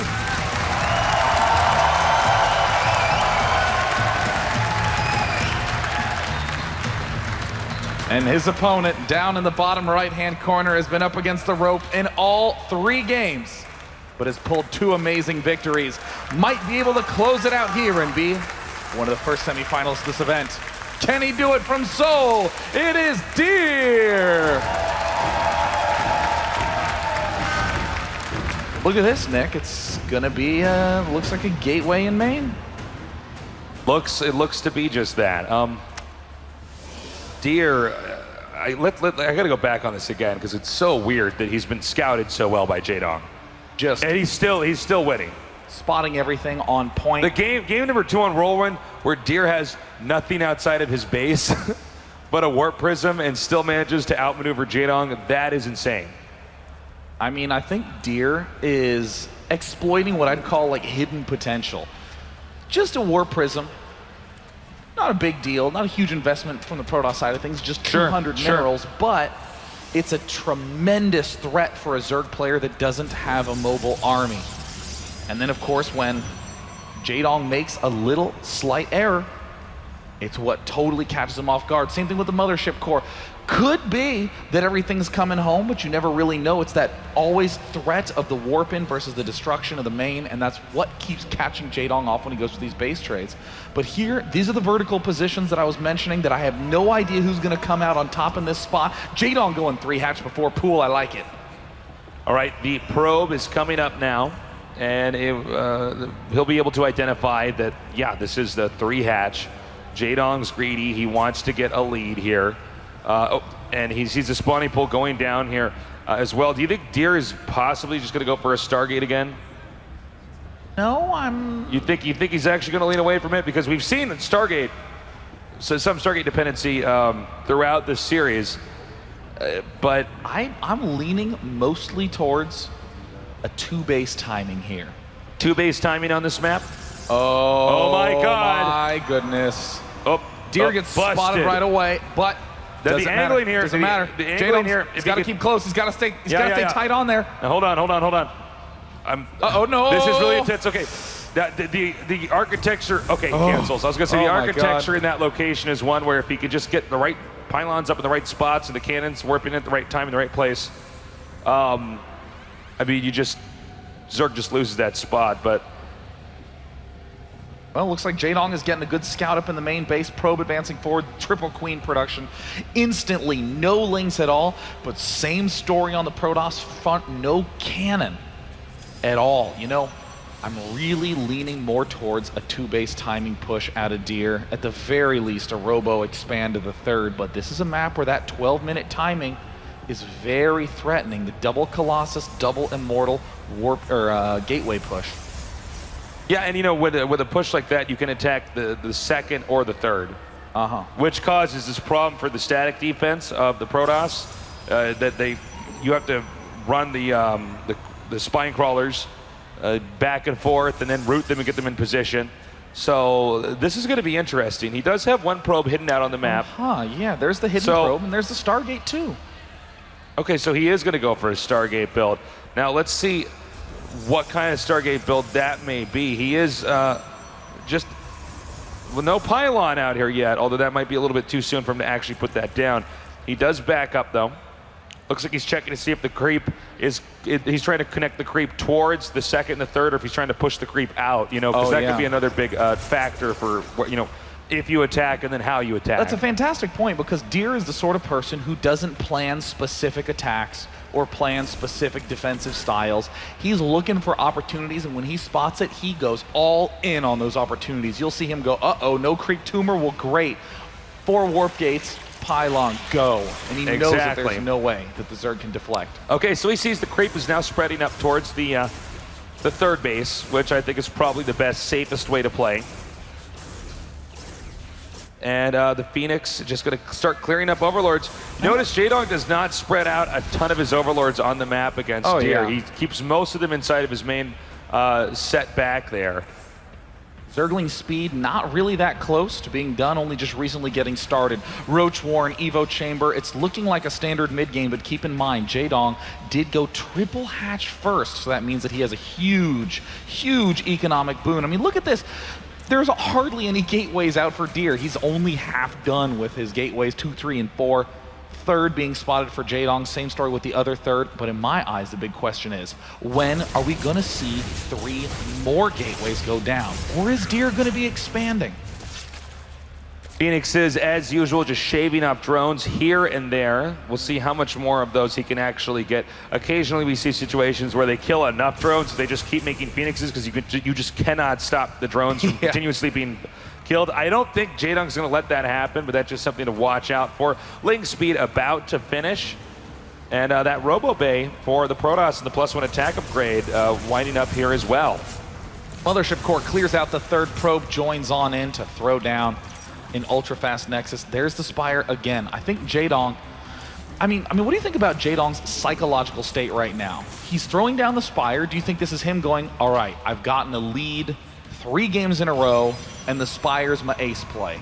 I'll do it again here, and I'll just make sure it works. Or do you think that's a sign of weakness there? That he's feeling anxious and falling back on Spire? I feel as though he just thinks that getting the Spire play is going to counter whatever Deer is doing. We do have the Nexus now. It looks like it's going to finish here. The Phoenix is just cleaning up the remainder of any drones they can with energy they have to pick up with. But yeah, I mean, to answer your question, Sean, I feel like he's just most comfortable with he's just most comfortable just with the Mutalisk play because he feels like that counters whatever Deer can do. Probably because he thinks he's really good at base trades, but so far we've seen the base trades not be that effective. All right, well, it looks like the Spire's almost done right now. We're seeing +1 finished up. The Phoenix is lifting up the Roaches at the front. I mean, with this push coming up, oh no, Deer gets caught out of position. How many sentries will fall? Way too many force fields wasted. They may as well be dead sentries, Nick. Nice force fields there, but that was a lot for what he ended up picking off, you know? And it looks like he's darting forward. He's picking off all the sentries again. Oh my God, the Immortal's gonna fall down. The Roaches are coming in here with a surround. They take out the Immortal. Phoenix is picking up everything, but he's done a pretty good job considering the circumstances he was under. You know, when it comes to microing Phoenixes, sometimes you gotta wonder, do you pick up just one thing and have the Phoenixes attack it, or do you pick up everything? And in that case, everything was the right answer, but I do think that Deer needs to turn around. Jaedong is charging forward right now. Jaedong, he smells blood in the water. He knows that the sentries are down. Oh, second Immortal, is it gonna get picked off? It looks like maybe so, and yes, he does manage to pick it off. That means that this Roach Hydra influx, the Roachling influx for Jaedong is gonna be much stronger than it typically would be. Deer is flooding with tons of Stalkers. His gateway count is not enormous yet, but 7 is enough to allow him to stay alive. The Mutalisk transition didn't get snapped off. This is the timing push that we saw Deer crush Soulkey with, and Jaedong is still holding strong. Blink is about to finish, which is good because most of the Stalkers are what is the Protoss' army composition. We have Phoenixes just darting around the map. Still, I think Jaedong has shifted gears slightly here. Yeah. He's identified that, okay, this guy does want to push, and that's usually a good tell when you see these people having Immortals outside their base attacking. You're like, okay, well, this guy really wants to do something with this. How is Jaedong going to answer this? I don't even think he sees this push. He's getting Corruptors. There's no Colossus out right now. This is a dangerous misplay. Okay, well, he sees the army now coming up here. The Roaches are gathering up.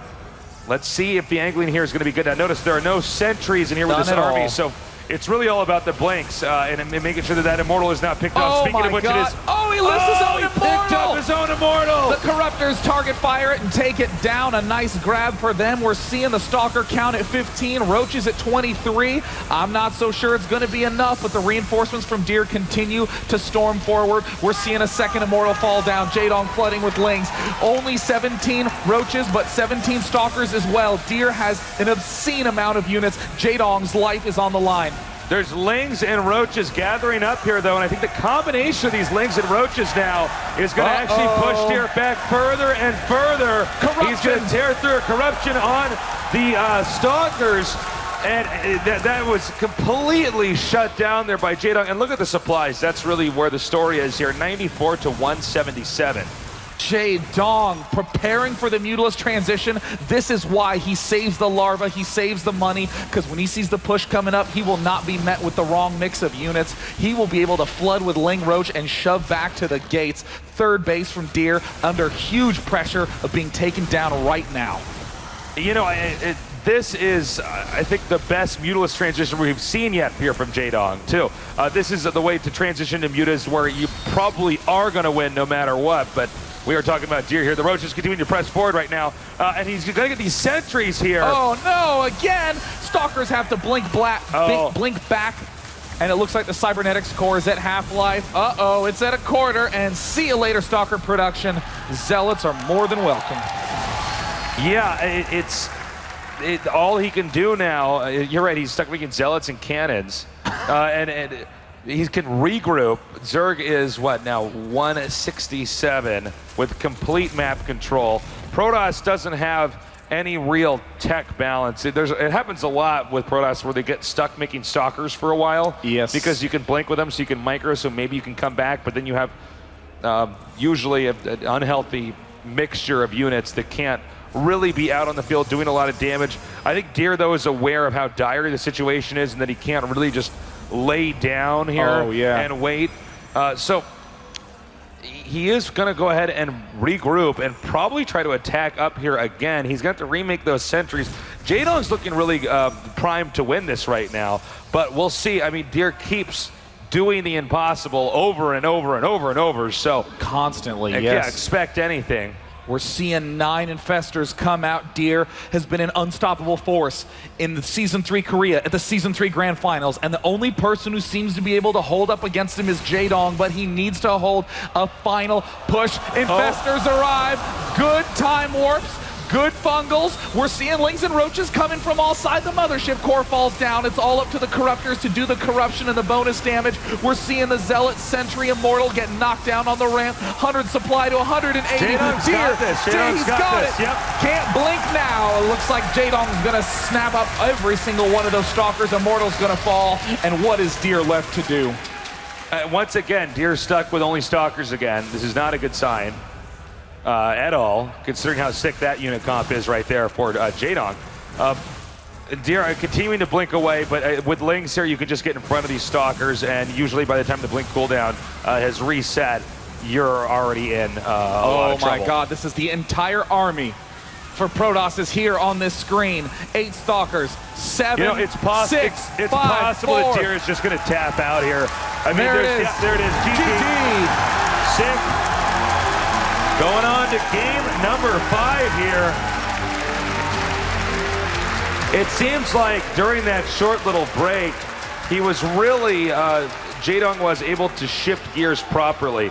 I think when we saw some of the other games, he was too focused on getting the Spire out a little bit too quick, especially in game number 3. Oh, yeah. But, yeah, I mean, Deer also, I think that was a game that was so different from the other 3 that we saw. I don't know. I wonder what's going on in his head. I think that's really Jaedong asking himself, what is my core competency in this matchup? What lets me win? And it's that saving of larva. I mean, he's at 1600. He's just sitting there. Yeah.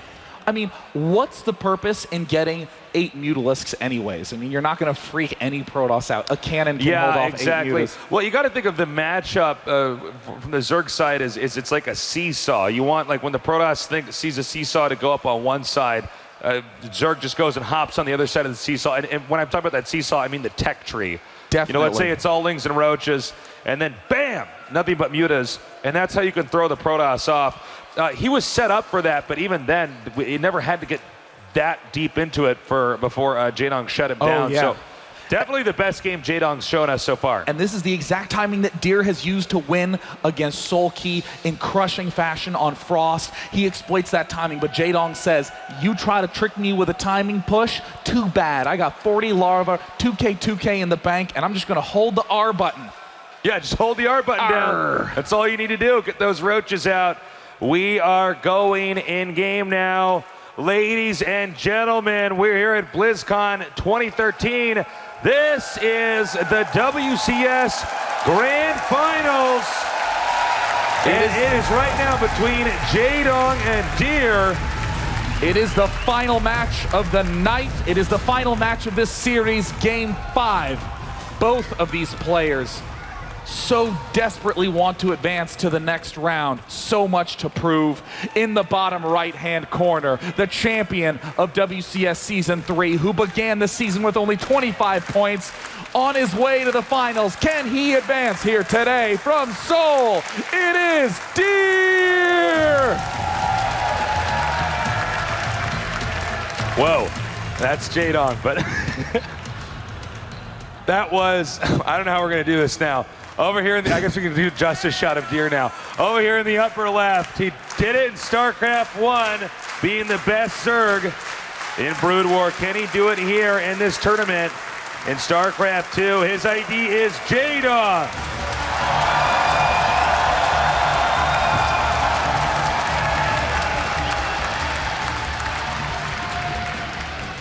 Conservative play out of both players. Deer has done this tricky move before. With absolutely no scout, Deer is going to quickly try to hide a cannon pylon at the third base. By hiding it there, it's very difficult to be spotted, and it's a really high success rate. Wait.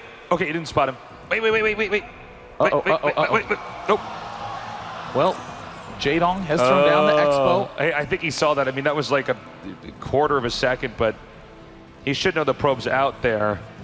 And it looks like Deer isn't going to do any tricky business now that he sees he's not up against a hatchery first. Nexus goes down from Deer. Both players with very conservative, safe openings. So we got nice around. Okay, does not get the probe. Oh, would have been such a big Yeah, that would have been really boom. bad. depending on who you are, it would have been really bad if you're Deer. Big confidence boost if you're Jaedong. You know, I'm kind of sifting through my memory banks. I don't think that Deer has lost a best of 5 or longer series ever in WCS. I don't think so. He's lost a couple of best of 3s, maybe even 1 or 2. I mean, that's why he's so good at planning. I mean, it gets more complicated in best of 5s and best of 7s because there's just more games against the same person, but on different maps, you know? But when you look at Deer as a player, he tends to dominate. He gets that momentum going. His heart rate gets up, his eyes dilate, you know, and then he goes in for the kill and can crush players like Solkey 4-0. But Jaedong, we all know how confident he is in Game 5, high-intensity situations. But we don't know how well Deer performs there. By the way, we just saw that he did not get that probe hidden in the bush, which is really just not good for Jaedong since he's sending all these lings around everywhere to just get confirmation that there is no probe out there. We'll see if that plays a bigger role here in just a little bit. The cybernetics core is about 1/3 of the way complete. And that probe looks like it's just headed out again. Going straight in, and of course, you know, it's what I'll call the obvious scout.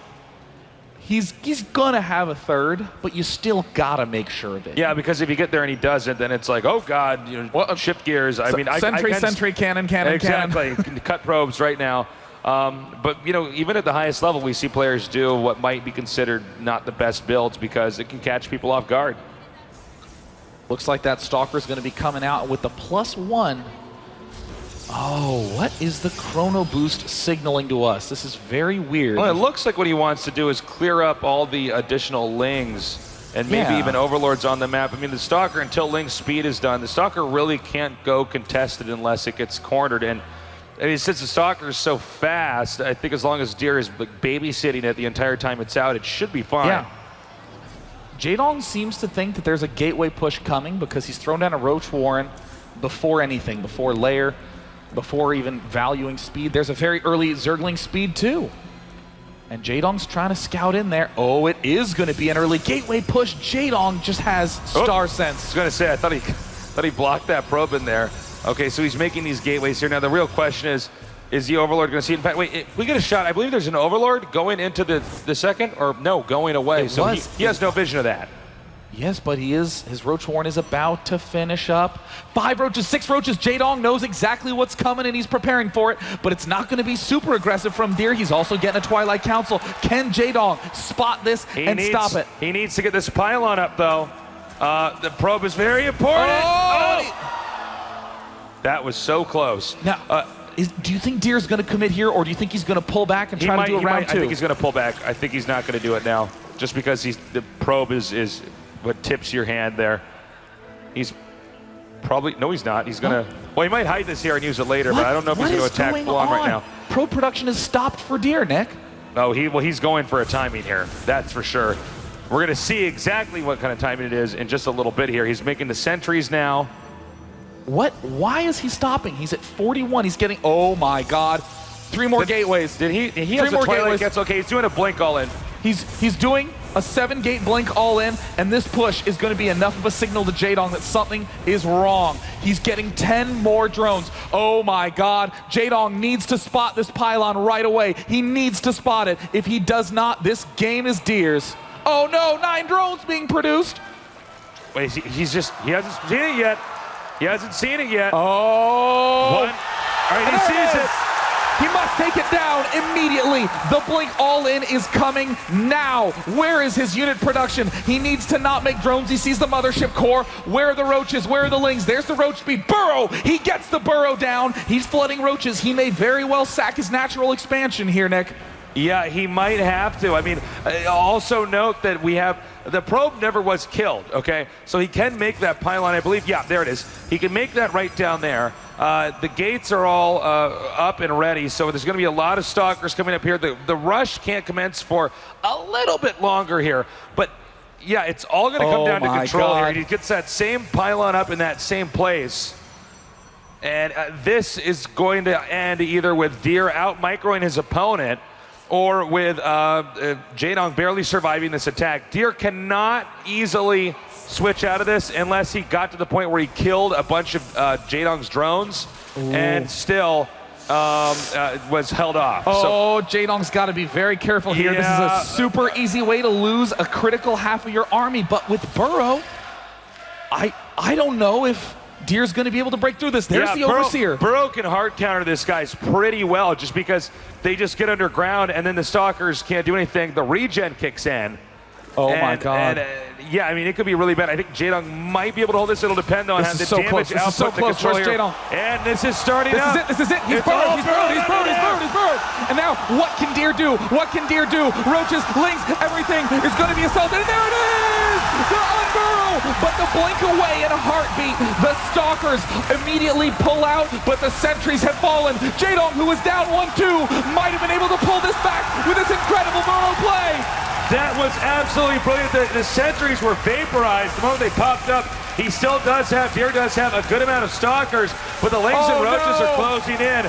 The pylon's getting cornered now. He can't even really blink anywhere safe at this point in time. He's completely surrounded. Utter decimation of this push.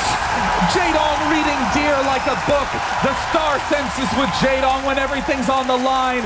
Deer now plummeted down. GG! So sick. Jaedong did it. He set up the booby trap and it worked. Jaedong is your winner for today's final WCS global final for today. We're going to throw it to DJ Weed. Marcus, take it away. Amazing. I mean, absolutely amazing. Unreal. Let's talk about that last game. Jaedong advances. He'll be playing in the semifinals. Maru, an unbelievable game, all coming down. You know, we saw it, and you guys were talking about the upgrades as he made the front and as he came back. We saw Burrow come in. We knew Roach speed was going down. It was like Jaedong saw that move happening 2-3 minutes before it was perfection, happened. Man. It was absolute perfection. Jaedong, we live in a beautiful time. This game is so gorgeous. No, listen. He needed to buy time. Yes, he needed to spot the pylon. If he doesn't spot the pylon, this game's over. If that push goes forward and he doesn't get the burrow and speed underneath the sentries, this game could go the other way. Jaedong is making decisions on the fly that we mere mortals only freaking dream about after somebody else does it because we're not smart enough to do that. I cannot believe that he executed the way he did. And I'm so happy he did too because he got robbed the other two games. He got a huge lead. It should have been a 3-0, Jeff. Should have been a 5-0. I promise we'll be able to talk a little bit more about this, but let's hear from the Tyrant. He moves on to the semifinals. Chubber's with him on the main stage. Give it up once again for Jaedong. Do I even need to say anything for this guy? You guys know exactly what happened in that series. A hard-fought 3-2 victory for EG Jaedong. And man, what a series it was. And I'm just going to ask straight out, how do you feel? Because I think there's a lot of emotions, as we could see, running through Jaedong right now. 정말 힘겹게 3대2로 이기셨는데 지금 느낌이 어떠세요? 게임 하는데 너무 상대가 잘한다고 느껴져서 그래서 제가 이길 수 있었던 것 같아요. 그만큼 뭔가 저를 자극을 시켜줘가지고 그래서 제가 좀 더 이기지 않았나 생각합니다. As I was playing the match more and more, I could just tell and feel that Deer was an amazing player and he was a really, really strong player. And I think that's exactly why I could win. He really stimulated my need to win and my drive. And that's what got this guy this victory, the amazing 3-2. Now, there were a lot of moments in this series that we all want to talk about. And I'm sure there's your personal favorites, some of ours. But of course, there's that one where there was that traitor drone that threw the entire game off for Jaedong. I want to ask him what he thought when that happened. 저희 그 세 번째 게임에서 정말 5시 방향에 잘 숨겨놨는데 그때 일벌레 하나가 딱 잘못해서 배신을 했잖아요.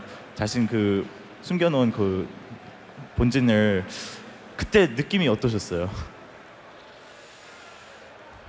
벨지르 잔재요?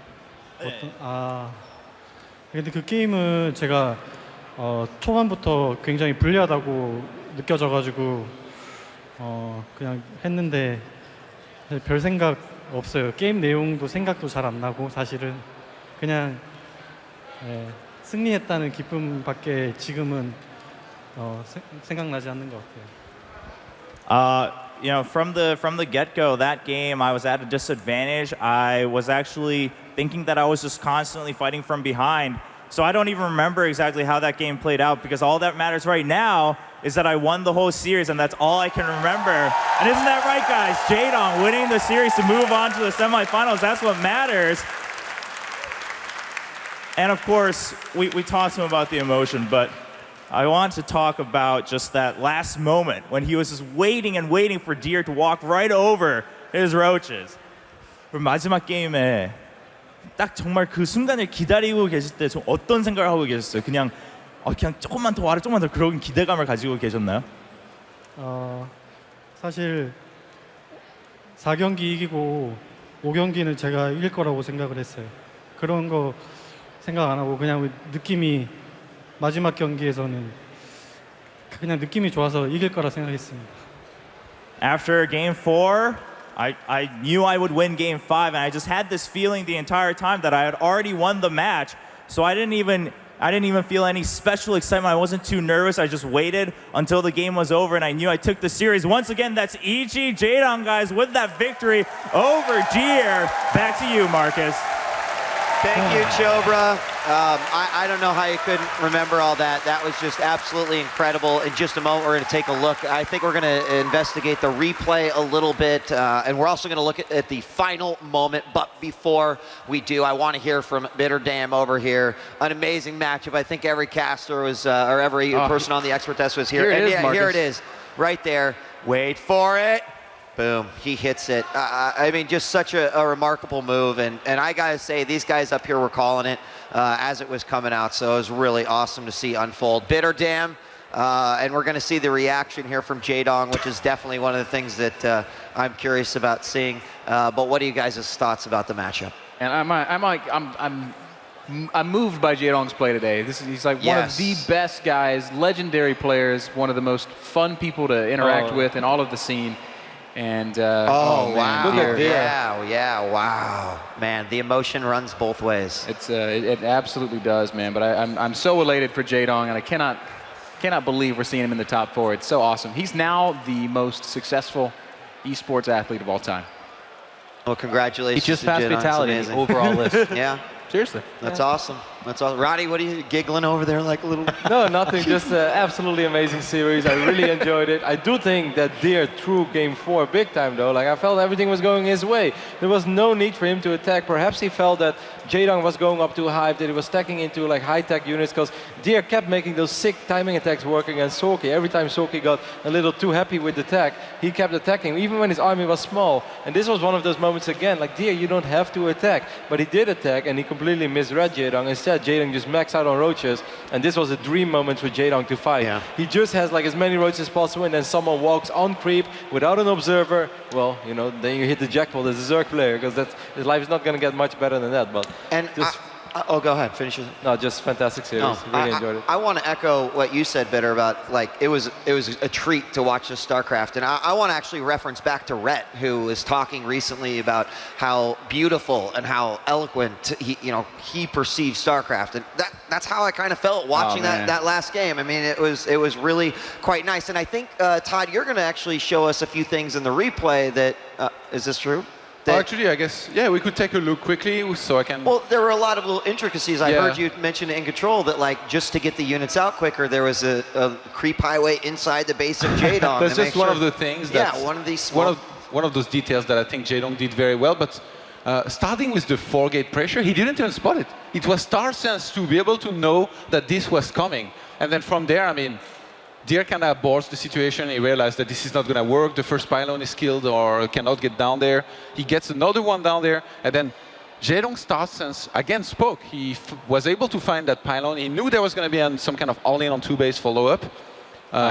He had one link on each of the potential 3rd bases of Deer. So he's like, well, I guess something's coming, obviously. So he made a lot of units. He started Burrow instantly. You were talking in one of the previous games about getting Burrow earlier. This is one of those very important upgrades. Then he sets up the trap.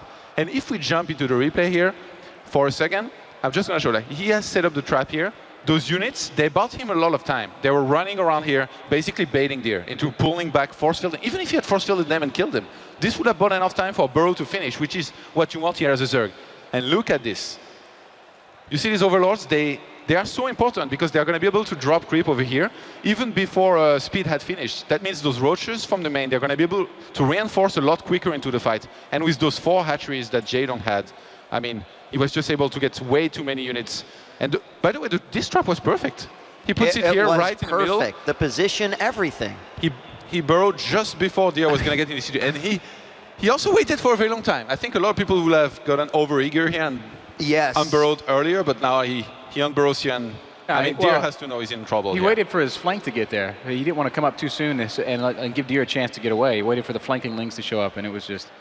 What an emotional moment, though. I mean, we've all... Amazing. Everyone up here, especially Todd most recently, has played competitively, and they know that feeling of, okay, I'm doing a timing attack, and your blood's just, everything's going, you got your adrenaline going, and you're like, this has to go perfectly. And you pull up there, and then all of a sudden, the frickin' Zerg unburrows from beneath you.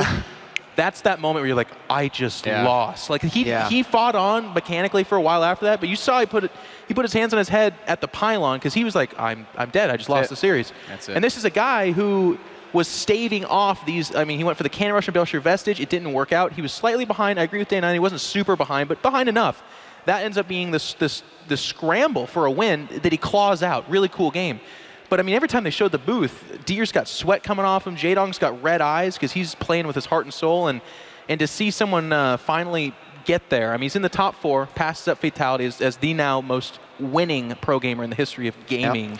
Is pretty amazing. All right, guys, it's been a great day here at day 1 of the 2013 WCS Global Finals. We started out with 16 players. By the end of the day, 12 of them are out. 4 will be advancing on to play tomorrow in the semifinals and the finals. We'll get more details here from Ro8. I want to thank you guys for coming on and joining us here at the Expert Desk. I'm sure we'll see you again tomorrow. And of course, Todd and In Control. Been an absolute pleasure to work with you all day. Big shout out to the audience too, man. I know a lot of people have actually left by now, but it's so cool to turn around. It was standing room only for that Jaedong match. There was actually a sea of people. It was amazing. There was. It was really cool, guys. That moment at the end of the Jaedong, I just got to say it. That is as excited as I've been watching StarCraft in a long time. Yeah, man. And we've got pretty exciting jobs, so that was really special. This has been a great weekend. Thank you to Blizzard for having us and making this freaking game. I agree with you, actually. Thank you. Guys, we're going to send it over to the main stage and have Red-Eye close us out. It's been awesome here from the Expert Desk, and we will see you tomorrow. Red-Eye, take it away. Thanks very much, Wheat. Yeah, and a big round of applause, please, for the analysis desk of Wheat, In Control, Todd, and all the guests that have been there today as well. Been fantastic. Let's wrap things up by showing you the bracket at the end of day 1 here at BlizzCon. It's been a very long day for the players, but they have fought their way, and we are now down to the semi-final stage. The bracket looks like this. You can see at the top of the screen, we're still actually waiting for the player to face Bomber, which is Polt and SOS. You can watch that right now on the Esports Plus stream. It's still going on, so make sure you tune into that. At the bottom of the bracket, Jaedong against Maru is our second semi-final tomorrow, and you can catch all of the action tomorrow from 10 a.m. Pacific. That's 7 p.m. Central European time, 6 p.m. if you've got stupid time in Britain, and I'm not sure what time in Australia, but you'll have to get up early, that's for sure.